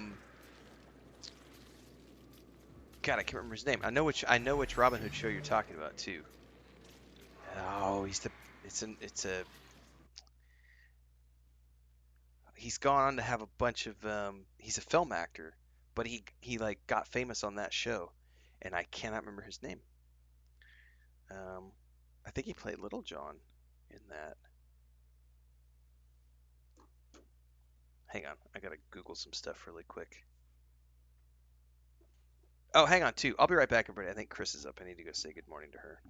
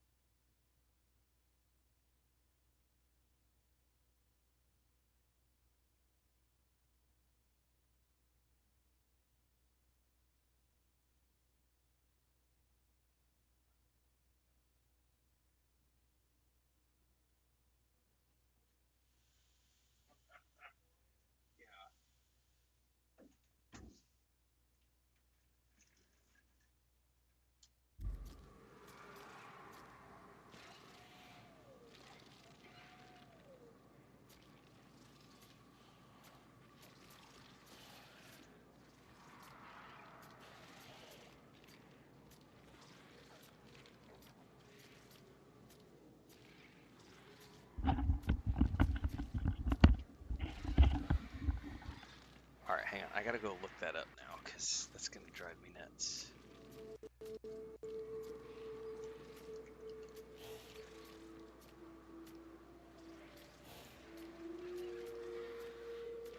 Robin of Sherwood was the 1980s version, which I've never seen. What's the one from the 90s?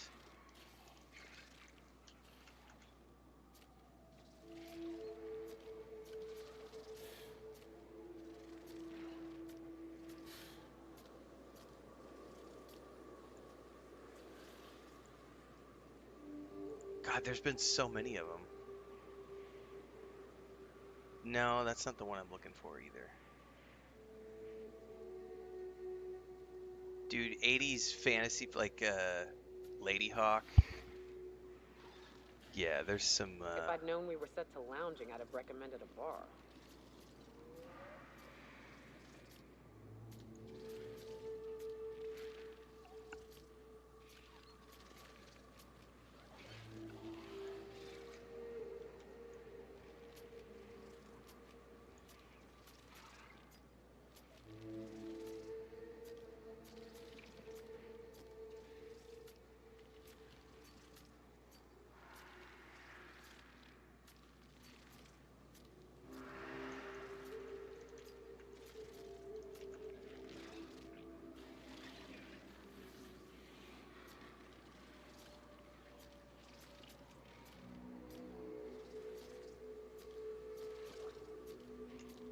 Alright, I'm going down a rabbit hole here, guys. I gotta find which Robin Hood show I'm thinking of. Because I'm Googling stuff and there's like 15 different shows showing up. No.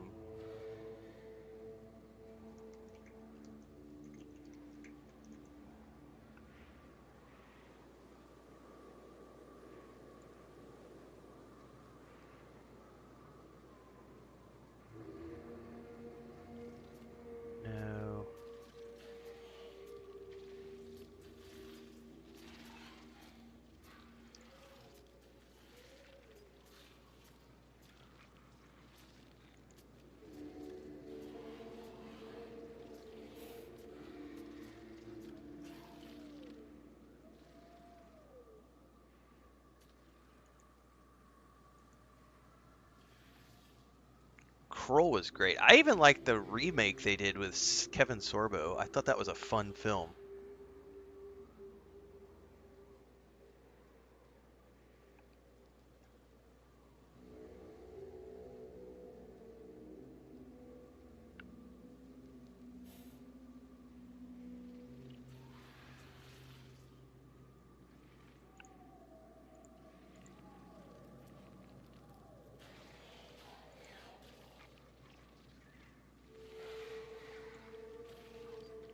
Oh, he was in the Robin Hood show from the 80s. Oh, so is Robin of Sherwood. The guy I'm thinking of was Ray Winston. So I'm just on a rabbit hole right now. He didn't play Little John, he played Will Scarlet.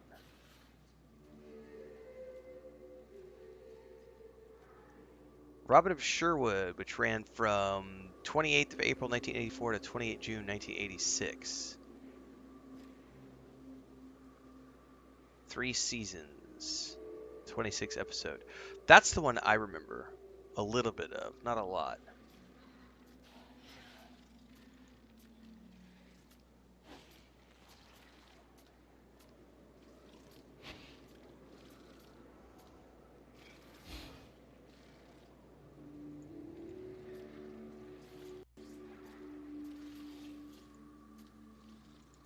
All right, now we're water tanks with internal condensers. deep down a rabbit hole of me looking at Robin Hood shows.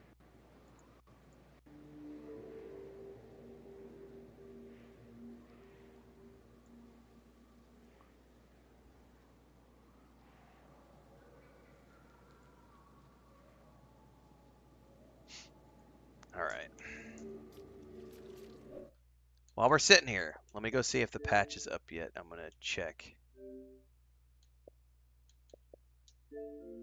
I don't think it is. I don't see anything yet. Alright. Fuck me, he flew. I don't know, I thought the Christian Slater version was fun. But that whole movie was fun. Like, I don't take the Kevin... The Kevin Costner Robin Hood, I don't take too seriously. It was just a fun, like, cheesy comedy adventure film. You make it dirty, nobody cleans it up.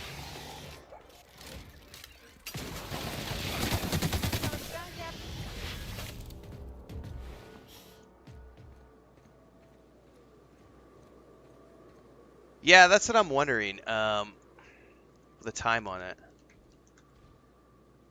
That's at about 15 minutes. Yeah, I was just double checking right now because I didn't see anything on their social media. But I wanted to check the store.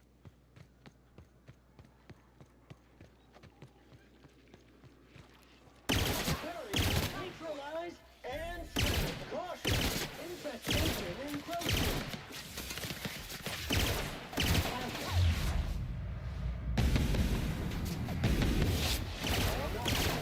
That's contaminated.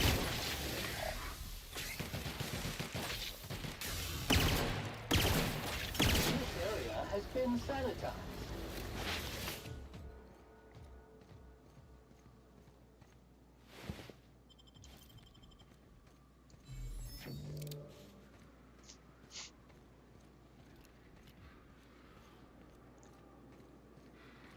There's no such thing as an Oblivion remake, Caney. It's a figment of your imagination. It's not real.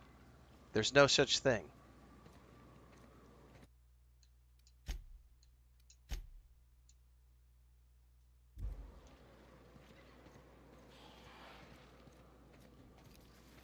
Shocking has no neutralizing effect on that toxin.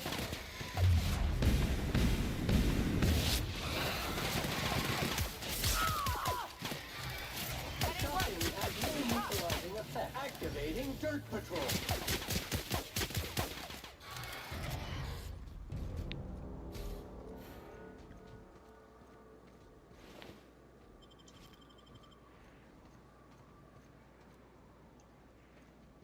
The Brian Adams, all I do for you. Oh my god, you guys are flashing back hard. Need killing. So many drinks would need drinking. Initiating off-road trailblazing mode now. Trailblazing mode right now.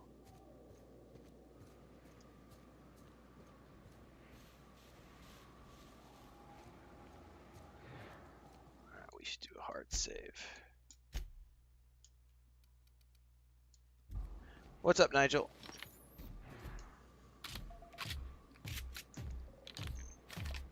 Yeah, I covered the news a while back, JK. The remake of Defiance is launching soon. Huh? It's time to take out the trash.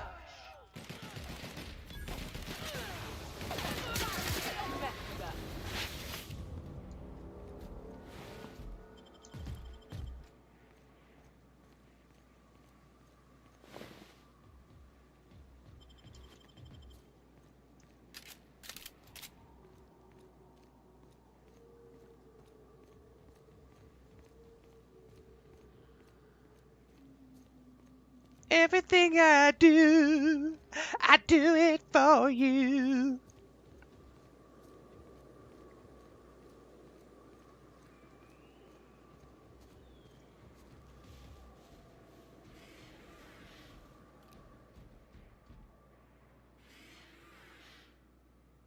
No stain is too tough for Sam.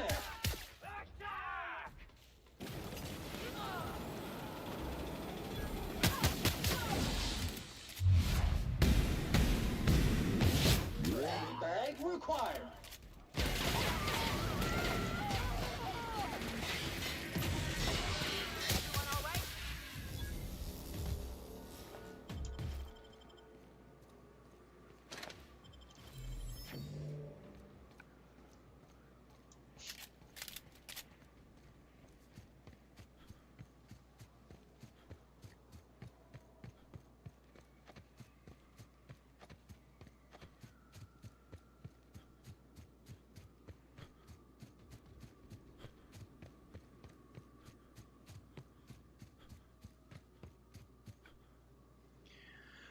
Bum, ba, bum, ba, bum, bum, bum. It has not updated for me yet either. I was just checking the manual one. The Mel Brooks Robin Hood Men in Tights. That's a great movie, man. I used to have that memorized many, many, many years ago because I watched it so many times.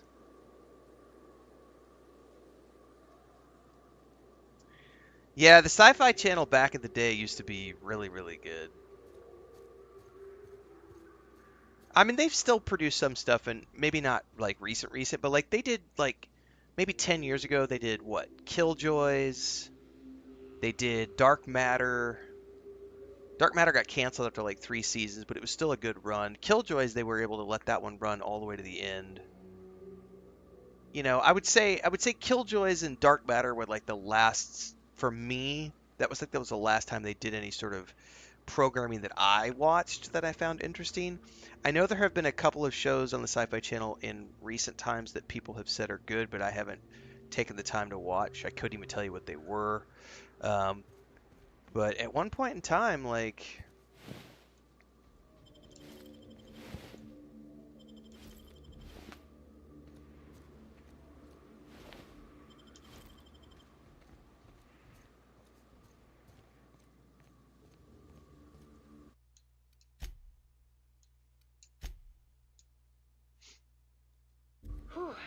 Here we go. they just don't have the budget, Tim Horn, to compare to like I'm ready. Netflix Yeah. or Hulu Right? Yeah. or Here we go. Paramount Plus or HBO Plus. You know, they're like Cinemax Stars. Like they just don't have the budget. Like Sci-Fi Channel has never been a big budget production in the first place, and they just don't have what it takes to compete.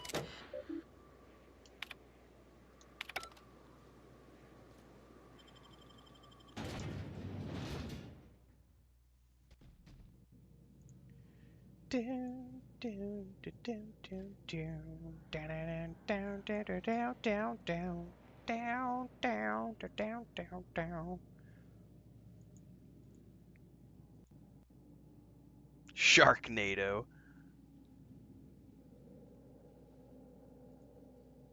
I did not pollute my mind with that stuff. I always loved the Sci-Fi Channel Dune miniseries they did. I thought it was very well done. The special effects sucked, but the acting was really good. It had a pretty good cast, a couple of big name actors like William Hurt, and then a bunch of no-name actors I had never heard of before, which was cool because it allowed them to focus on the story of Dune. And I am overburdened. Why is that?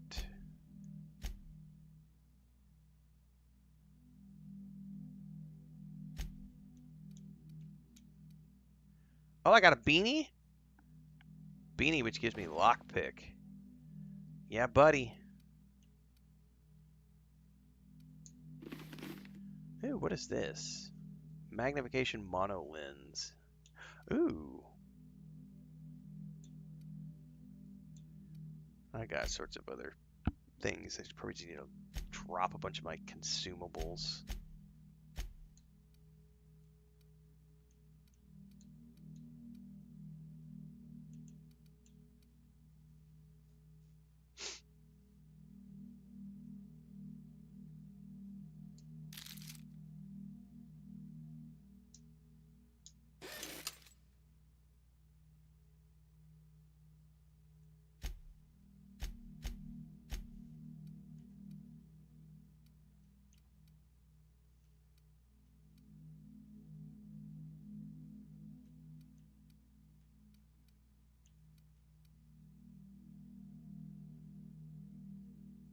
Oh, you can break things down from here?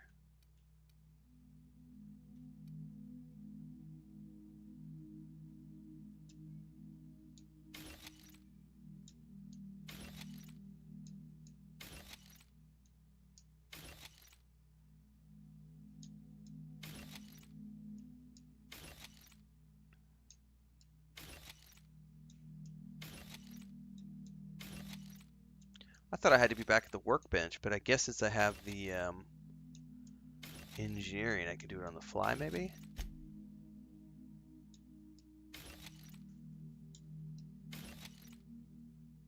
Let's hold on to that.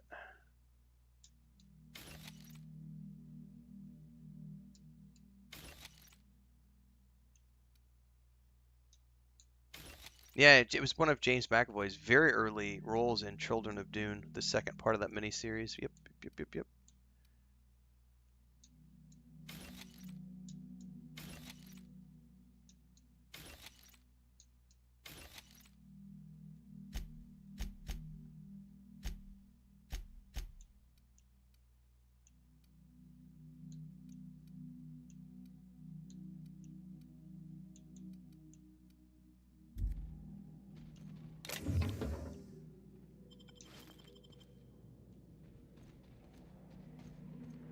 One of the first perks I took in this game was the ability to fast travel even when I'm encumbered.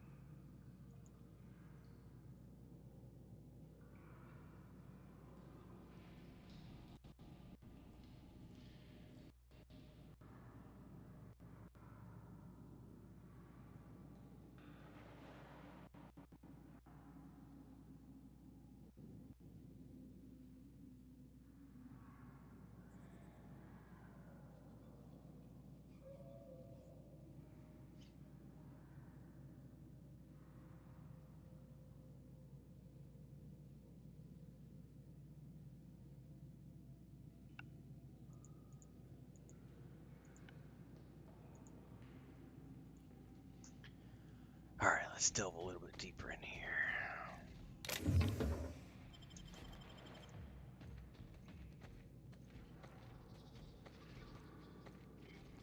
Loot Goblin.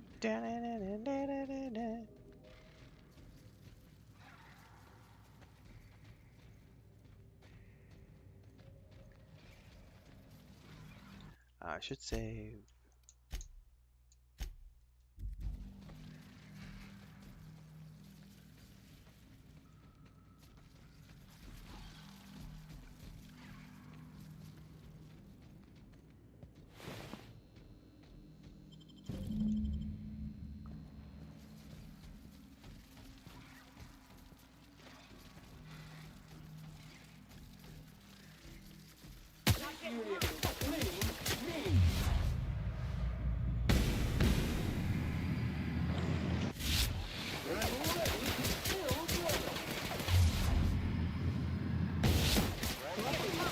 Neutralizing effect on that toxin.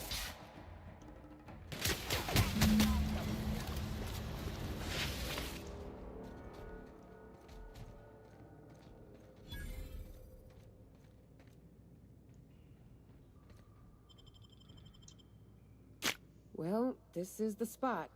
Yeah, that's what You the know, I video thought I'd be yesterday angry. showed. I thought I'd storm We in did a here in reaction rage video and around exterminate all these bugs, and everything would be all right the in the IGN end. video, and they did confirm But in that video that they I have ain't. over 90, Mostly just empty. or right at 90. It was either With 90 or silence. over 90 new First night Hayes perks. and I spent in here, we knew it was home.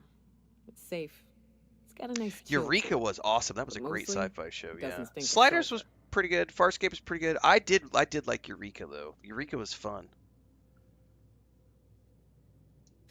Monarch folks often joke about it. Farscape Not because of was the smell or the grittiness really it leaves in the awesome throat. for the Not 'cause technology of the that it offered, headaches but or it the got way coffee. too weird. It's because there's no escaping it. That's one of the reasons I life don't here, think it did and that there well ain't in its anything you later can do seasons about because it. it went way weird. But It just here, it wasn't following somehow like a the tradition. sulfur It was never doing made it was doing weird The nights we stuff. spent in here felt like vacations. So we started building. Stuff that made no sense. We hauled in steel, hired sublight folk to help. Sliders was That's how we met another Anders show and that Opal. suffered from They stuck around after our catastrophic contract was mismanagement up. as well. Opal liked camping. Really good first Anders liked 2 or chasing 3 the tail. seasons, and then it just fell apart. 4 of us for All a the while, actors left. scraping together what bits we could to build our home. Then came Rebecca, a sawbones out of the Cascadia survivors, who took a kindness to Hayes. And Clara, her little sister. I'll admit I wasn't keen on taking her on at first, but for a teenager, she was surprisingly capable. Believe me, I had my complaints. She had a head for numbers. Helped us trade hides for food and materials. Negotiated contracts. Turned out to be mighty useful. Clara, Hayes, Anders, Rebecca, Opal, and me. 6 folks, 1 name. 1 family. Charon. Family. Despite Monarch trying to kill us day in and day out, Fast and we managed to Furious. belong. Outer World Edition. Family. Caution!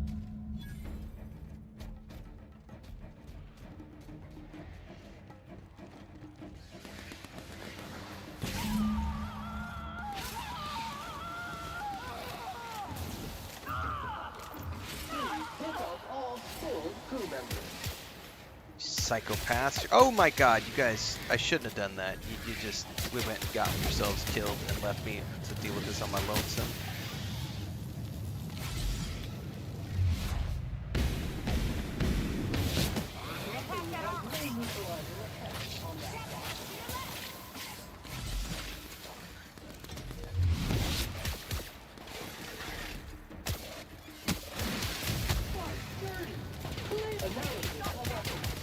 Wrong tool for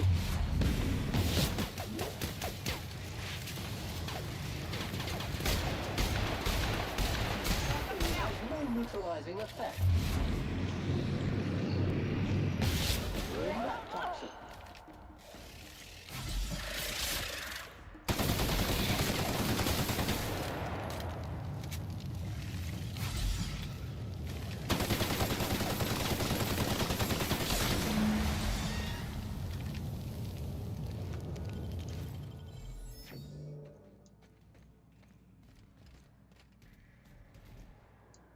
I wish these were more auspicious circumstances, but at least we're all here. This bringing them together. Family! Yeah. This is the kind of thing Hayes would have done. That makes it stupid.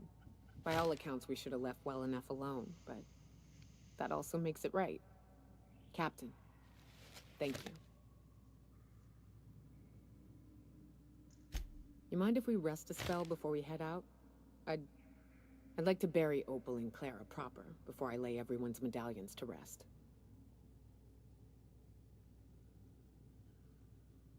I think you should hold on to the medallions. What? Why? Them's painful memories, Captain. To help you remind you of both the good and the bad. Not just the bad. Huh.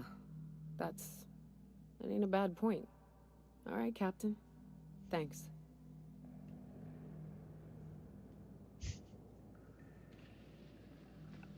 I think it's unfortunate that Vin Diesel's career has been relegated to the Fast and Furious films, because he's actually he has done some good acting in his career, but I think that unfortunately the money of the Fast and Furious films just led to him becoming Toretto, and like that's the only thing he's been able to do over the past few years. Now, he has still done some cool projects, like he did that one where he was the witch hunter.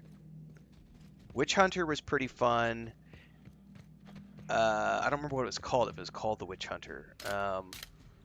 But like even his most recent outings as Riddick have been exactly like his character from the Fast and the Furious films. Like,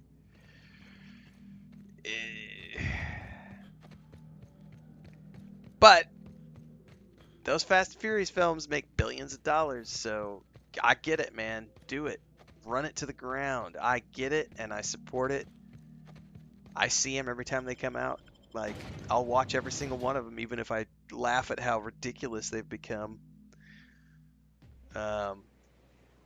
It's called the Witch Hunter Family Edition.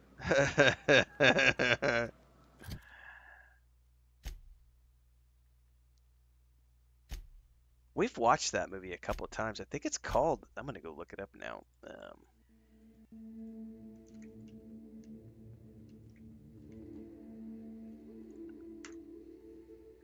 The Riddick movies are fun.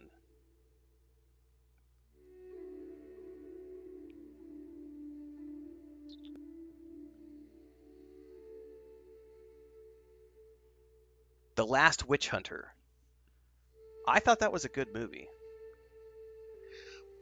I didn't even bother watching the Return of Xander Cage, like the Triple X sequel they did, because I knew it was going to be just like his character from Fast and the Furious. I was like, I'll pass. Bloodshot, I did watch. It was not that good. It was like, oh, it's another Riddick character. Now they are filming Riddick Fury right now, and I really hope it's good. I really hope it's good.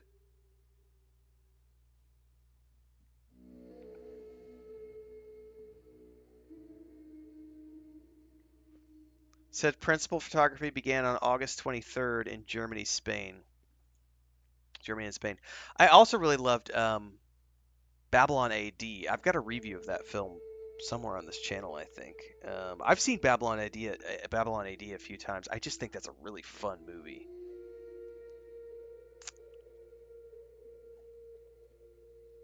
And I think that was after he had bailed from the Fast franchise. It was right before he came back for Fast 5. Because he did a group of films. He did Triple X, A Man Apart, Riddick, The Chronicles of Riddick 2, Dark Fury, The Pacifier, Find Me Guilty, Fast and Furious Tokyo Drift as a cameo, Babylon AD, and then he came back and did Fast and Furious, Fast 5, and then hopped on that Fast franchise. Yeah, it was a fun getting out of his he was getting out of his comfort zone and doing something different. And I got to give credit to actors when they do that. It's like Arnold Schwarzenegger doing Twins with Danny DeVito or Kindergarten Cop. Not very good movies in the grand scope of things, but they were funny, and you got to give them credit. You got to give those guys credit for doing something completely out of their wheelhouse.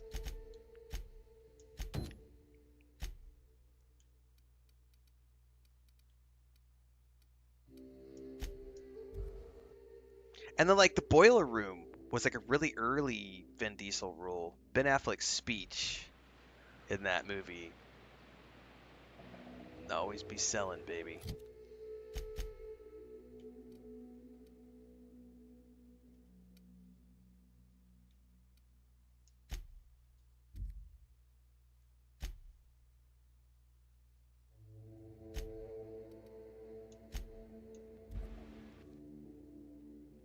The Family Chronicles. The Toretto Family. That's what it should be called, the Toretto Family Chronicles, and it's an Amazon limited series that they then I am alert. turn into a five season arc. Highly.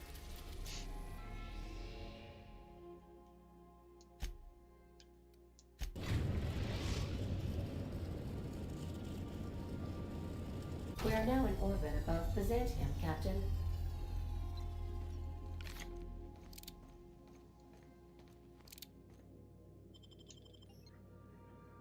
Hey, that's what I'm here for.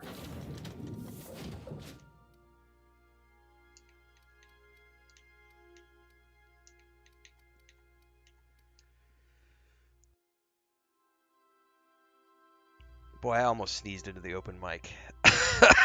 I blocked it at the last second, but it didn't come out. Woo!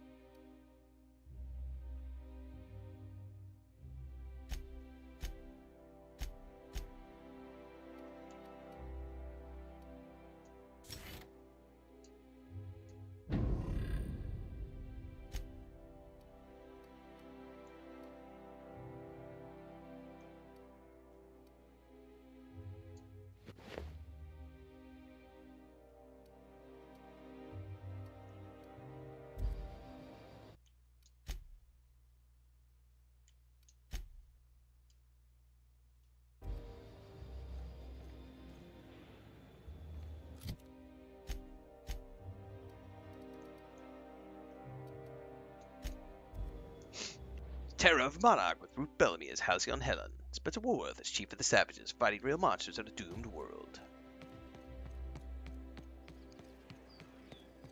Here they come. Why does everything want to kill us here?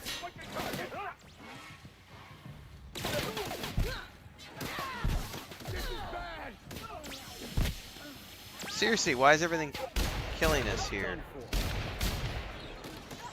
Probably because my board faction's all fucked up.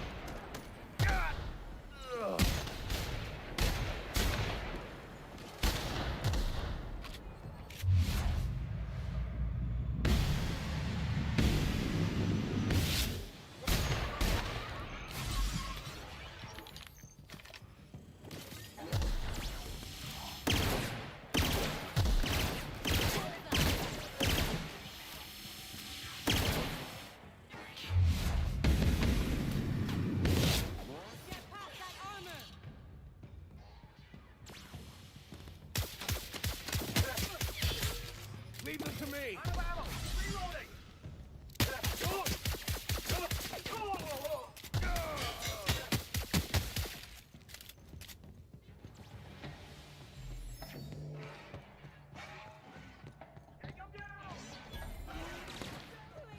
Now, on me, guys.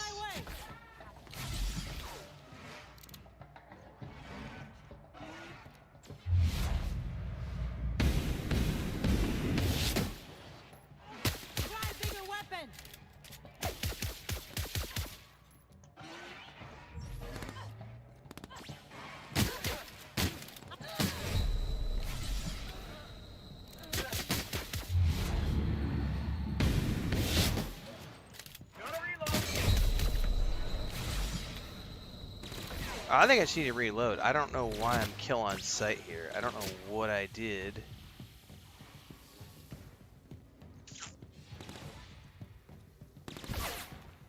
I guess this is after I did the stuff and it was before the point of no return. So I've pissed off everybody on this planet and I completely forgot about it again. I surrender. Too late.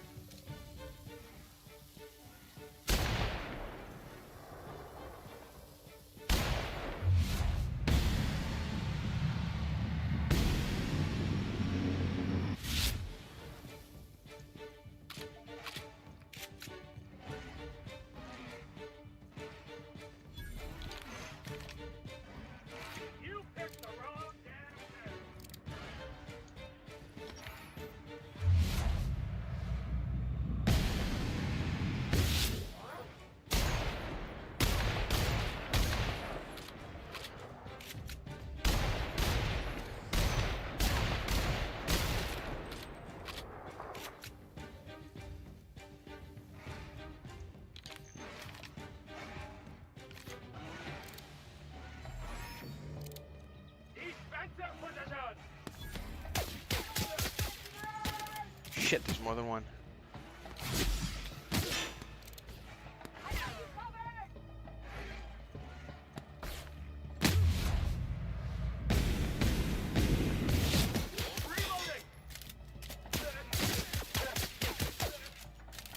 Little shit.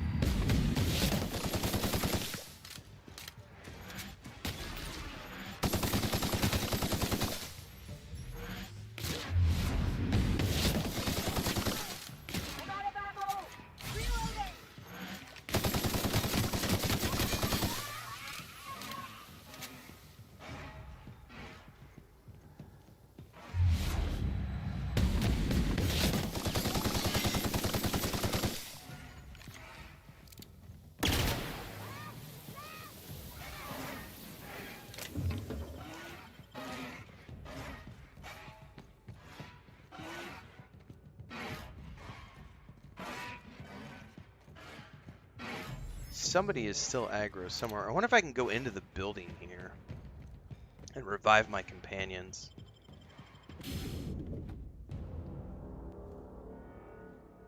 That did work.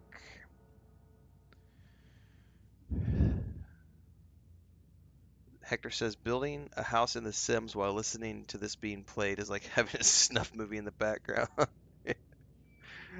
It burns! Ah!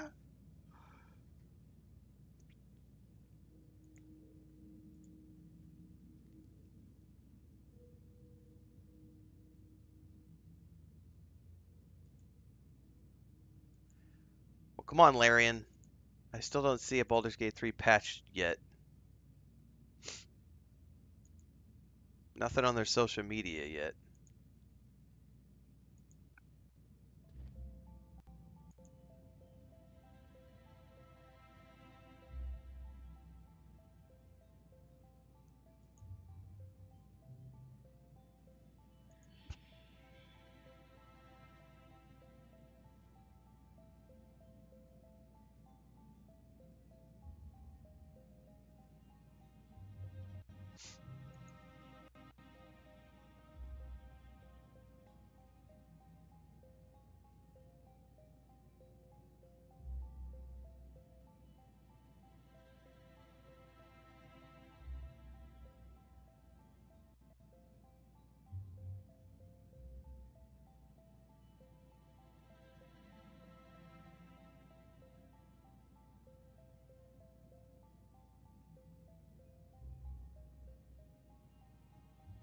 Ready when you are.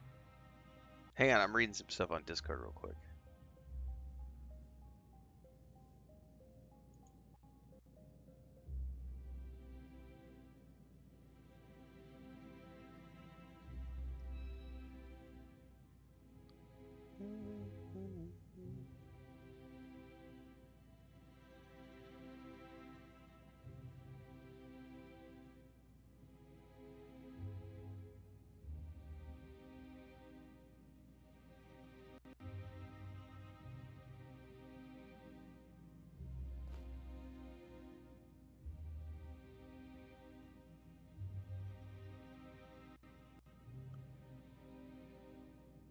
Oh, I'm not on Steam though. It's gonna be the Xbox version. So let me go see.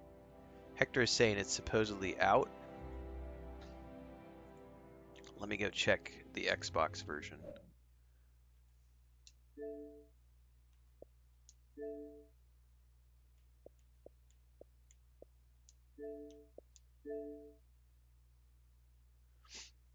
My internet's being poopy. I may need to unplug the Xbox and get something else plugged in.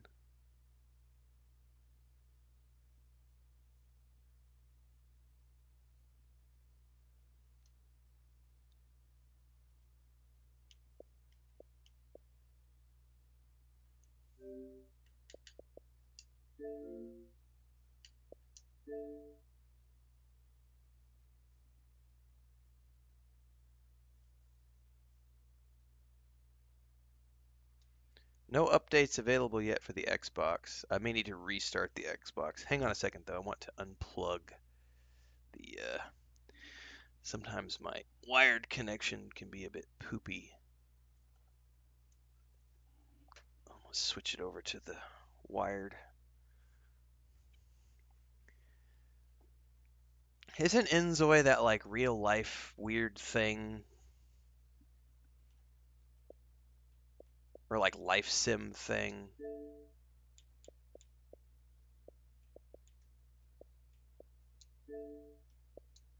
So far I'm only showing updates for No Man's Sky and Stalker 2. Xbox can sometimes lag a little bit behind. The Steam updates though for things.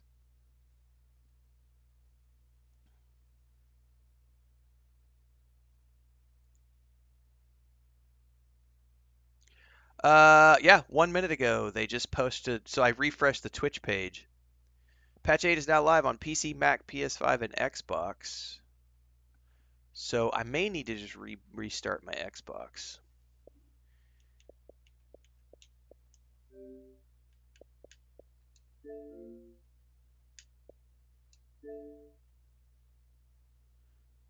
Yeah, let's do a hard save here, and then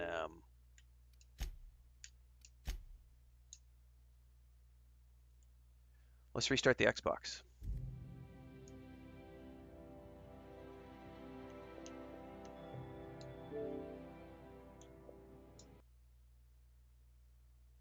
Phantom says I got a 2.8 gigabyte update on Steam. That seems pretty small for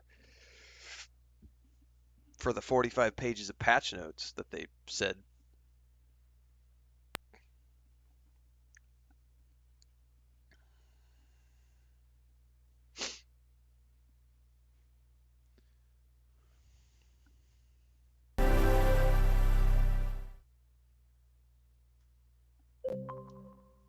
Because if the patch is out, I'll go eat breakfast while it's patching and come back. And I've still got a couple hours until I got to go to physical therapy, so we could come back and do like character creation and a bunch of other stuff.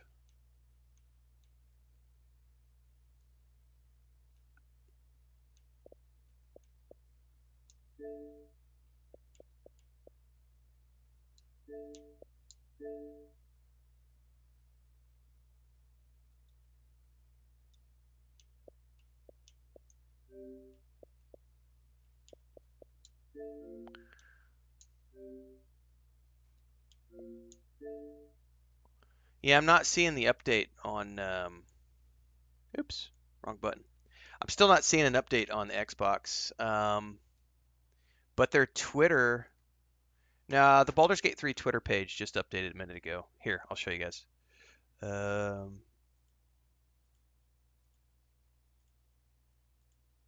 This was from 4 minutes ago. Patch 8 is now live on PC, Mac, PS5, and Xbox. Full patch notes are up here.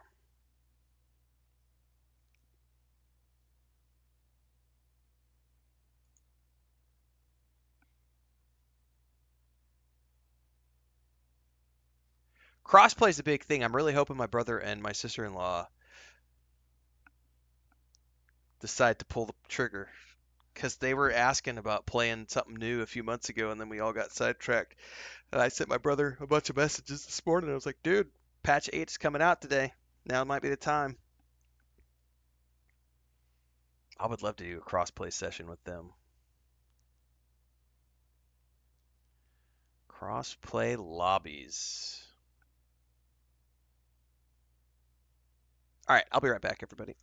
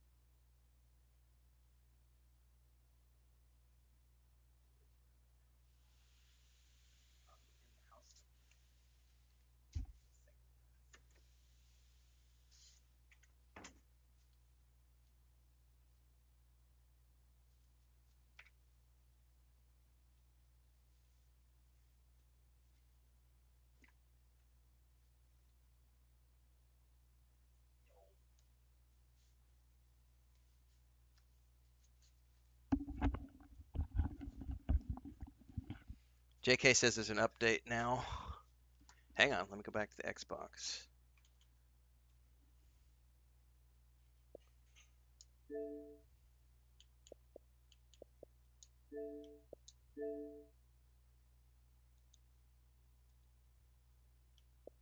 Steam usually does their updates before.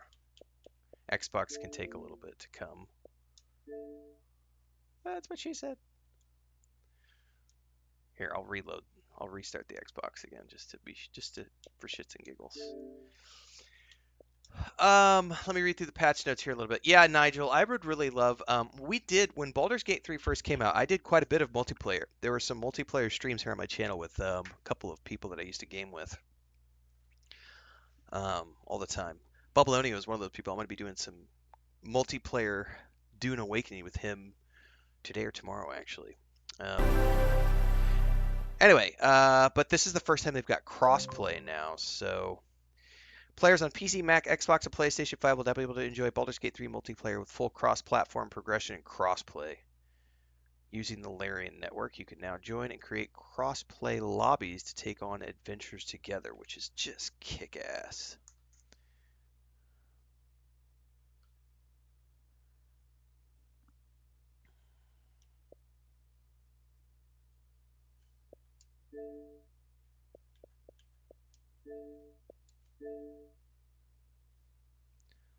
Yeah, there's still no update on the Xbox for the Baldur's Gate 3, but I'm assuming it'll happen pretty quick. So what I'm going to do, actually, guys, Chris is cooking breakfast, so I'm going to take a break and see if I can't get this. As soon as the patch is available, we'll go patch up. I don't know. It's 7:30 right now. Assuming the patch comes out sometime in the next 15 to 30 minutes, I should be able to get patched up and come back with some Baldur's Gate 3, and we'll do like character creation and stuff before my physical therapy, because my PT is not till 11 o'clock, so I don't have to leave until like 10:45. So if I can get patched up by like 8:30 in the morning, which is like it's 7:30 right now, so if I can get patched up within the next hour, I'll come back with the Baldur's Gate 3 stream, and we'll do character creation and the Nautiloid and everything else, and then I'll go to my physical therapy, come back from physical therapy, and do some more. But then I've got some Dune Awakening stuff today at like 4 o'clock, so it can't be a long session today. And then as long as I'm feeling good, what I would like to do is tomorrow do like a big 50K celebration stream and do like a big 10, 12-hour stream. But I'll be honest, my leg has been not good the last 2 days, so I don't know if I can do a really long session or not. I actually feel like I've gone back 3 months in time with my physical therapy, because I pulled my old chair out of storage on Sunday and sat down in it to play some Dune Awakening, and after about an hour I was feeling really uncomfortable, and all day yesterday and all day today I've had some pain and issues I haven't had for a few months, and it's just really frustrating. So I got to talk to my therapists today and figure out what they want to do. That's what drugs are for. I have avoided taking any pills. I've avoided taking any painkillers, muscle relaxers, or anything. And I almost took a pain pill last night. I almost took a muscle relaxer, and it's like I think it's ibuprofen and some sort of muscle relaxant. I almost took one last night. And I just can't get comfortable right now. So everything was going great until I pulled out that old chair of mine and was like, I'm going to try it because it's a nice cushy chair, but I have a feeling that chair was part of the problem. I hope so too, Nigel, but thank you. It's very frustrating. I definitely didn't do anything. All I did was I pulled that chair out of storage and I sat in it for like an hour, and I think whatever position that chair put me in, I think just that was part of what was aggravating it months ago. And I threw that chair in storage back in like December, and I pulled it out of the storage unit because I was like, it's a really comfortable chair. But apparently the posture in that chair is such that it is throwing my leg nerve or whatever into chaos. So I think we decided last night we're just gonna get rid of it. My sister-in-law has a pawn shop, so I think we're gonna trade it to her for a stepladder. Because we need a stepladder, is what I was told. So I think we're just gonna do a trade with my sister-in-law for Stepladder we can use around the house. I like this chair. This chair is pretty good, but it's this is actually a draft chair. So this is one of those really high chairs that you're meant to. I bought it for when I was using the standing desk all the time, so it actually comes up really high, and you could sit up in it with like the metal ring around the bottom. But I put it all the way down, and then I put my feet up on this milk crate. And I've been doing that for months, and it's been perfect. I've been healing. Everything's been feeling pretty good. And then I pulled that chair out of storage on Sunday. And yesterday was a really bad day. And today has not been that great either, just in terms of me being old and cranky and crybaby about, yeah, my leg hurts. Feel sorry for me. Who said pills? Well, the other stuff I could take, I can't talk about taking. Because of YouTube's rules and regulations. Oh! Oh! Hang on. Baldur's Gate 3 needs an update. It's actually telling me. So I went to go start the game, and it's updating. All right, I'm going to go eat breakfast. Let's see how long this is going to take, because this will let you guys know when I'm going to be back. It's a 46 gigabyte update. Let's see how long it tells me the download's going to be. Does it tell you a time limit on YouTube, or is that only on the PlayStation? Hang on, let's let it do its thing here for a second. Is it really going to be that long of a...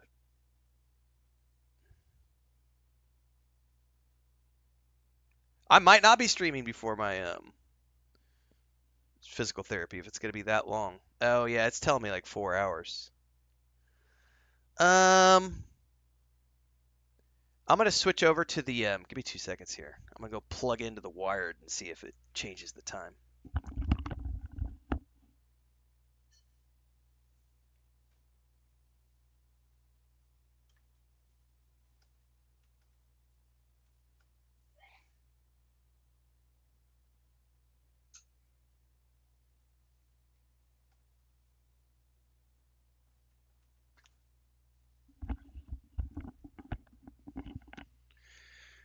It's a big patch in my backwoods internet. Hang on, I just plugged into the wired, so it's going to take a second before it switches over. There, it's going up now. There we go. Yeah, I was going to say it was taking way too long because I was on the Wi-Fi. So now that I'm plugged into the wired connection, let's see what this says. Psychopath, you slow down there. Don't you jump on my desk. There, it's going down now. 3 hours. Man, it's still saying it's going to be a 3-hour patch. So with my backwoods internet, it'll stop when I stop hogging the internet. 2 hours, 40 minutes. Hang on, let's let it go down for a minute.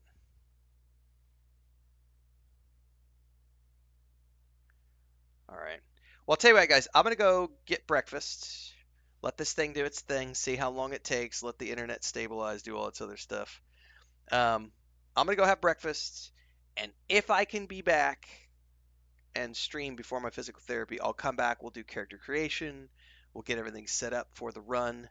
And then I'll come back after physical therapy and do more. But it's saying less than 2 minutes, and it's still going down. So I'm willing to bet it'll take 30, 45 minutes. So I'm going to go eat my breakfast and come back with the Baldur's Gate 3 stream ASAP. So it might be 30 minutes, it might be an hour, but I should be back. We'll play for a couple of hours before the physical therapy session today, and have fun. So I'll see you guys in a bit for some Baldur's Gate 3.